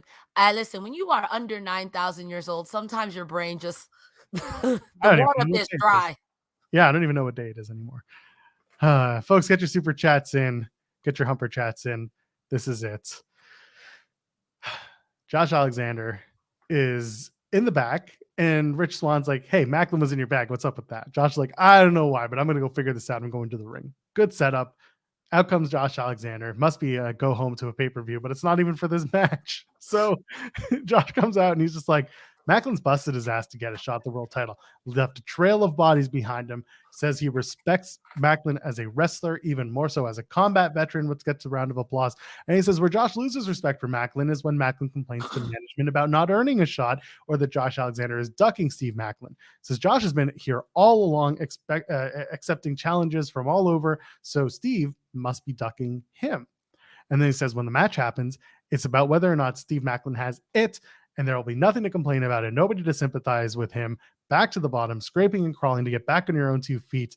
Calls Maclin someone afraid of failure, a soldier with no mission, a man with no purpose, being a forgotten son. And that brings out Steve Maclin. And this is so good, Cresta. Up until this point, are you invested? Are you enjoying the promo? Or are you just kind of like, okay, what are we doing here? I liked it. I've been salivating for this match for months now. I've been waiting for them to do it for months. So I'm glad that we're finally getting to the proper build for this at Rebellion, because I don't think it's happening at Sacrifice tomorrow. When he said, you're like a forgotten son, and his music hit, I don't know if you be on TikTok like that, but there's a TikTok meme where the guy goes, I didn't do shit. I got nothing to do with that. I have nothing to do with that. I didn't do shit. That's what I felt like. Because when he came out, he was like a forgotten son real good. And Josh Alexander felt like you could feel it in his face. Like, yeah, what you going to say now, sucker? It was just the cherry on top, because I feel like the last couple of feuds, they made Josh Alexander look paranoid. And this is the first time I feel like he's really being braggadocious. Like, I'm him. I'm Himothy and my Himberlands, Himmy Neutron. I am Him Duncan. I am that guy. Again, I like what Maclin then says, like, listen, I'm not gonna fight you right now. I'm gonna do it in your hometown. I'm gonna embarrass the fuck out of you. So I'm like, now you gotta make good on that threat, Maclin. And I think that if Impact does it, we're actually gonna see Canadians mad. But I'd be here for it. I'd be here for it. Josh Alexander deserves to take a break. After his wife get beat up by Bully Ray, you deserve to take a break. Go to Disney World or something. I don't know. He deserves it. MA Soko with a super chat says, does Maclin as ducking Josh make any sense? He's been asking for this match since Swinger was a rookie. So you know what? It doesn't. Only because the way Maclin made it make sense was, I've been watching you like for a solid year. And they show the video of the back of Macklin's head as he's watching all of these Josh Alexander matches. He's scouting him and he's scouting him. He's picking his moment. He's calling his shot. He could have gotten the match anytime he wanted, hypothetically, but instead he was beating people, winning matches, and getting his way climbing to the top. It was all, they're making it sound like this is part of a long plan that Maclin had to be better than Josh Alexander. And he's going to have to be, because that's the story. Josh has beaten everybody. And now's the time for him to have to find an opponent who's scouted him from head to toe. And that's what Macklin's trying to be. So has he ducked Josh? Maybe not in the traditional sense, but in like a weird way, yes, but also no, because he was scouting him. What do you think? Yes, I agree with what you're saying. But I will say there is a little bit of truth to, yeah, you were kind of ducking me. Because I remember Josh Alexander for like 2 or 3 weeks did like a few open challenges and everybody else stepped up to the plate. If you've been scouting him for like, Josh Alexander, I think, has been champion now for almost 2 years. If you've been scouting him for close to 2 years, a year and a half, if you felt you were ready in the past 6 months, he definitely did open challenges in the past 6 months. So I get it. I get that you're scouting him, because what you're saying to me makes perfect sense. If Maclin is that soldier, he shoots to kill. If you have a chance to scout and get all the intel on your opponent, why would I blow my load and then end up like somebody else at the bottom of the totem pole? I'm going to beat everyone you've beaten, so there's no excuse. So you can't say, well, you're not worthy. And then I'm going to pick my shot and do it at the biggest stage possible, which at this point would be your hometown, to prove a point, to make a statement, because you just don't take down Josh Alexander. You know what I mean? There's absolutely going to be a rematch, and Maclin's going to have to beat him again, because that's going to happen. You're not beating Josh Alexander once. You might even have to beat him a third time, and then Alexander's going to hit the, I'm going home. You know what I mean? So there's even more to it. Go ahead. Now, you think of it like this. You've got, at one point, Josh is like, we don't have to wait for Rebellion. We can do it right now. He's getting angry. And what does Josh do with all of these builds? He gets angry and his emotions overcome him, and it costs him something. Or he's got to channel his emotions, whatever it is. Maclin is very slowly building to having Josh kind of blow on him. And that's kind of part of his way of getting underneath the surface when it comes to Josh Alexander, is to have him blow his load, blow his top. And that's how you do it. So Josh has been champion for over, it's been it's been almost 300 days. So it's not 2 years. It's almost 1 year. Because remember, he also had that break in the middle, where or at the beginning when he won it and then dropped it to Moose and then won it again, yada yada yada. He's been a champion for a while, but not for 2 years. It's been a story for 2 years. It feels like it. It feels like 2 years. Yeah. But once again, Maclin wants to do it in Josh's hometown, on home soil at Rebellion, which is putting more pressure on Josh and making him want to blow his top faster, because he's going to have all this pressure. He's going to be so wound up at the idea of losing his title at home. Macklin's playing head games. He's been playing head games. Him watching Josh last week, while we panned the finish, they made it make more sense this week. He's been doing it for a while. Last week was the introduction of him keeping an eye on Josh Alexander from afar. Now this is the first time that Josh is actually seeing that one-on-one. Now they're going to do this whole thing where, like, he's in the shadows, he's in the trenches. They were slowly building to it too, because again, you had Maclin walk in on all of these random Josh Alexander promos. And yeah, I kept making the same joke. He's got an air tag on that title. Yeah. He's keeping track. But like, that was the thing. He scouted Josh to the point where he literally knew where he would be at any and all points of the day. And that's what we're building to. The idea that Steve Maclin is so dangerous and he's so well trained that he can pinpoint all of your weaknesses and take advantage of that. And that's what Josh has to either overcome or inevitably lose the title to. Yeah, no, I totally agree with that sentiment. I think that honestly, at this point, for someone like Josh Alexander, he's proven time and time again that your best is not going to be good enough by itself. You have to combine several bests in order to best this man. And again, I stand firm in my statement that even if Maclin wins at Rebellion, Josh is getting that rematch. And I think that's when it's going to become a war of your anger, where you're so headstrong and trying to win back the title, that when you lose that second or that third time, which I think it might be a third time, if you lose that third time, then again, you deserve to take a break. And I've been saying that a lot about a lot of my champions in a lot of different promotions, because a lot of people have been champion for a very long time. And the current landscape of champions, I like a lot of them, but the ones that have been around for a long time, I'm going to say Alexander at the top, Jade, Roman, all of them. I want you to come back and have another run. You're running yourself ragged. You know what I mean? And in this particular case, I think Maclin is someone who, if you give him the rub, Maclin's going to run with it. And this is me being greedy and fantasy booking. I don't know where my helmet is, but I eventually want to see Maclin versus Speedball for the title. Going into it knowing that Maclin was the one who beat Alexander and you, Speedball, took Alexander to an hour. I see so many potential matches, and this is me. I need that. I need it expeditiously. So I think that it's great. I think it'll give Josh Alexander a time to reset, brush off, to heal up if he has any injuries or anything like that, and then come back. So when he does come back, people are like, oh, Josh Alexander, that pop's gonna be crazy. But then go to Disney World, take a vacation. I don't know what's there to do in Canada. Go ride a moose. You know what you do? He can lose at Rebellion and then show up for the TV tapings the next night in Toronto and somehow get written off, have a match where he gets beaten so badly, or they introduce somebody new who takes him out and then gives him some time off until he comes back, maybe in May at London tapings. Whatever it is, some time off for Josh Alexander would be warranted after Rebellion, assuming he drops the title to Steve Maclin. And I don't see a reason why they shouldn't do that, because Maclin has been proving time and again that he is deserving not only of the top spot, but also of the opportunity to have that top spot.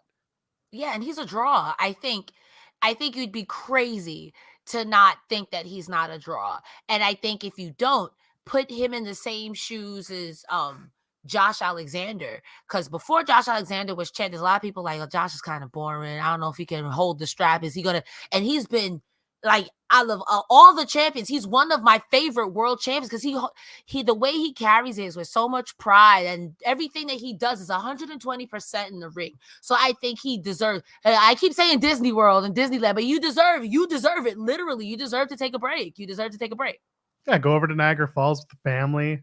Go and enjoy Falls View Casino and the tower. Go to London. I don't know. Go to the actual London, not London, Ontario. Do not go to London, Ontario. No offense to people who live in London, Ontario, although most of them will tell you it is a shitty town. I don't know anything from it, and I'm from America, so who am I to talk? Hey. All right, let's get through this. We have Sacrifice tomorrow night. We're going to be here on youtube.com/Fightful for the post. Sacrifice! Thank you, Jay White. We'll be here for the post show on Fightful. Let's go down this card real quick.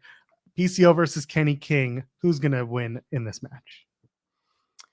I'm saying Kenny King because PCO got no chance. He's getting cheated on. Oh, he's getting cheated on. Unless someone comes out to help PCO, which I don't think. Okay. I think PCO wins, or it's a DQ finish, and they're just going to do some sort of weird, like 3-on-1 or 2-on-1 match at Rebellion. Honor no more coming back. Honor some more. Honor someone. If Vincent comes back. No, I don't know, but I think either PCO wins or it's going to be a disqualification. Okay, I'm going in the opposite. I think the outcome will be the same no matter what. I think the story will continue, and I think that it'll take a more serious direction. But no matter who wins, I think this match will continue. Yep. Giselle Shaw versus Deonna Purrazzo. We posited the idea that maybe we'll add Jordan Grace to this match and make it a triple threat match for the maybe vacated, we don't know yet, Knockouts World Championship. Again, we're waiting on Impact to let us know what happens for that Knockouts title match, because as of right now, Mickie James is out with injury. So either way, let's assume Giselle Shaw and Deonna Purrazzo is one-on-one. Who's going to win this match? I think my heart says Purrazzo. Even with shenanigans and cheating, I like Giselle Shaw, but I think she's almost there. She's almost there, but she's not ready to beat Deonna yet, but it's going to turn her into a freaking menace. But I think Purrazzo. I think Purrazzo as well. I think we see the return of Tasha Steelz. Yeah. And also, like, I can see Giselle Shaw winning and then during the beatdown have Tasha come out and clear house, join with Deonna. But I think that Deonna gets the win here. Speedball versus Gresham 2. Gresham won the first one, or did Speedball win the first one? Gresham won the first one. So Speedball is winning the second one. Yeah. I was gonna say, like, yeah, whoever won the first one, the other one's winning this one because we're getting a 3. And you know who's really the winner? Us. That's true, and it's good. Check out my interview with Speedball Mike Bailey. It'll drop eventually here at youtube.com/Fightful. For the X Division Championship, champion Trey Miguel defends against Lince Dorado. This is going to be a banger of a match. Is Trey going to drop the title to Lince Dorado, or is this just another nail for Trey Miguel's green title? I feel like if there's going to be a swerve in this show, this would be it. But I think Trey Miguel retains, but not after not before Lince Dorado gives him the what for. Lince gonna make him work for that. And we're winning this one, but Lince gonna make him work for that if he wins. But if we do get a swerve, this is the match that'll happen. Fine by me. Digital Media Championship, Joe Hendry defends against Brian Myers. Joe Hendry wins, right? Say his name and he appears. Yes, Joe Hendry. It's absolutely Joe Hendry. Nothing personal against Brian Myers. I feel like Brian Myers is not long for the Impact world. And Brian Myers may be going to go join his friend. Zack Ryder. I don't know if Matt Cardona knows that guy yet, but in case he figures out who Zack Ryder is again, Brian Myers may be joining his buddy. That I feel it in my scroll. What about you? What do you think? Deep down. You told me Joe Hendry. Sorry. Hendry wins. First blood match or a busted open match, however you want to tag it. Tommy Dreamer versus Bully Ray. I can't tell you I care about this match. I was gonna say the same thing. Like, who cares? I'm feeling Tommy's gonna do this. Yeah. I feel like Tommy would win because I don't know if Bully Ray is staying with Impact full time for now. You know what I mean? I feel like Bully Ray's one of those people who, like, he's a ship in the night. And that's okay. Because I feel like he deserves that at this point in his career. I don't want to make assertions that Bully Ray is going to be done with Impact because we tried that with Hard to Kill. And then he showed up the next day. Hard to Kill. Like, oh, shit. Man, I don't know. Like, I honestly, I'm going to watch this match, but not with my whole heart. And I can't lust over these old men. Jesus Christ. I think Dreamer getting the win is the feel-good moment. Just let it end. Let that be the end of this storyline. If Bully's out of here, that's fine. He can go to the NWA where he's doing stuff there. And again, I liked Bully's story for the first little bit in Impact. We talked about it on the show, but I think I'm ready to move past Bully Ray. The only way I can see Dreamer losing is if Hotch and Skyler come back, because they haven't been around for a little while. True, but this is when you get Nick Aldis to beat up Bully Ray. I'm campaigning for it. And I know Nick Aldis got better things to do, but you don't want to choke this old man for a couple of hours? I don't know. I feel like Nick Aldis has plans for the night after Mania. Who knows?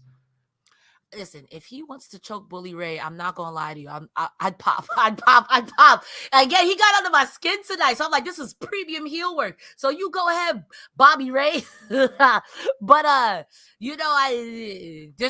trying to jazz it up. I'm trying to jazz up this match with a lobster. I'm trying to do something. We don't know what's going on with the Knockouts Championship match. It's up in the air right now. Mickie James is injured. Jordan Grace is the challenger. I saw someone in the chat talk about Miyu Yamashita. I don't think she's going to challenge for the Knockouts title on her technically first night in Impact.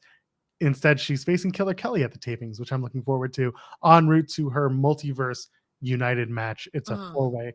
But again, we don't even know what that's going to look like if Mickie James is not a part of the match. Regardless, we'll see where that goes. And then the presumed main event is Josh Alexander, Frankie Kazarian, Rich Swann versus Time Machine. That's Motor City Machine Guns and Kushida.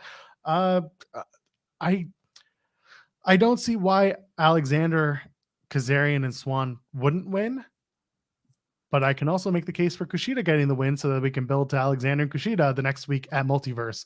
That's what I was thinking too. That Maclin interferes like a creep again, is just staring, and it messes up Josh Alexander. Kushida wins again, and then what you have is when Multiverse matches, parallel universe, high five, under the C7 happens. These guys, Kushida could legitimately lose, you know what I mean? And no one would be mad about it because you bested him in combat with all your tag team buddies because you guys are a very well-oiled machine. You're literally Time Machine. So it makes sense for you to lose the big one. To me, it makes sense. To me, that makes sense that they would lose here because Maclin's still going to be like, so. I'm trying to get any information I can about this Mickie James. You're doing your due diligence. Listen, I will hold the line. I will hold the line for everyone. Yeah, tomorrow it's Miyu Yamashita and Nicole Matthews. That's not an Impact, but that is that. Oh wait, is that happening in Impact? It's not an Impact. Where is that? Where is that match? Where's Nicole Matthews? She's in the States. I even follow her. Why don't I have this info? Journalism, peak journalism. This is why Sean Ross Sapp pays us the big bucks. I don't want to edit this. Someone else will tell me in the chat. It's fine. Don't worry about it. Thank you for the super chat. Yes, Multiverse United. I know, but I don't want to keep calling it Multiverse of matches, Multiverse Strong, Multiverse whatever. I apologize for butchering the name, but I have to tell you something. When you're as old as I am, my brain, listen, there's not a lot of water up. It's just dry worms. It's in there. I know the feeling. Well, that is Impact for March 23rd, 2023. The worms have gone to rest. Cresta, let's get out of here. Plug your stuff. Ladies and gentlemen, I will see you guys tomorrow here on YouTube/Fightful or Fightful.com or anywhere else where you get your Fightful media, Twitch, Facebook, wherever. Tomorrow we're going to be going over Sacrifice, myself and Joel Pearl. Steven Jensen going to be with us or not? I don't think so. Steven Jensen, call us. Hang That's out. a standing offer. He'll definitely be at the Hard to Kill post show. I might also be at the Hard to Kill post show from a different location. So it'll just be me by myself. I'm kidding. I also stream on Mondays and Wednesdays over on twitch.tv/Cresta Star. You can find me on TikTok where I yell about wrestling and anywhere you can type Cresta Star, except for Twitter where you have Cresta the Star. There's a link tree in my bio where you can follow me on all forms of social media. All I do is thirst over wrestlers and talk shit about wrestling, but happy shit, not real shit. Like I make up rumors about the Loch Ness Monster and that's it. That's it. Joe Pearl, where can they find you besides in your house? Well, first of all, Nicole Matthews and Miyu Yamashita is happening in Vancouver at Nation Extreme Wrestling. So probably not going to see Miyu before LA. So thank you for that, Jam Beard, by the way. I am at Joel Pearl, JOELPEARL. I will be on Fightful Overbooked all weekend. There is no episode of Newsworthy. Please, please, please keep Jeremy Lambert and his dad in your thoughts and prayers. He had requested that on his socials, so we send our love to Jeremy and to his family. And until then, ladies, gentlemen, friends beyond the binary, we'll see you in the next one. Cheers. Bye. See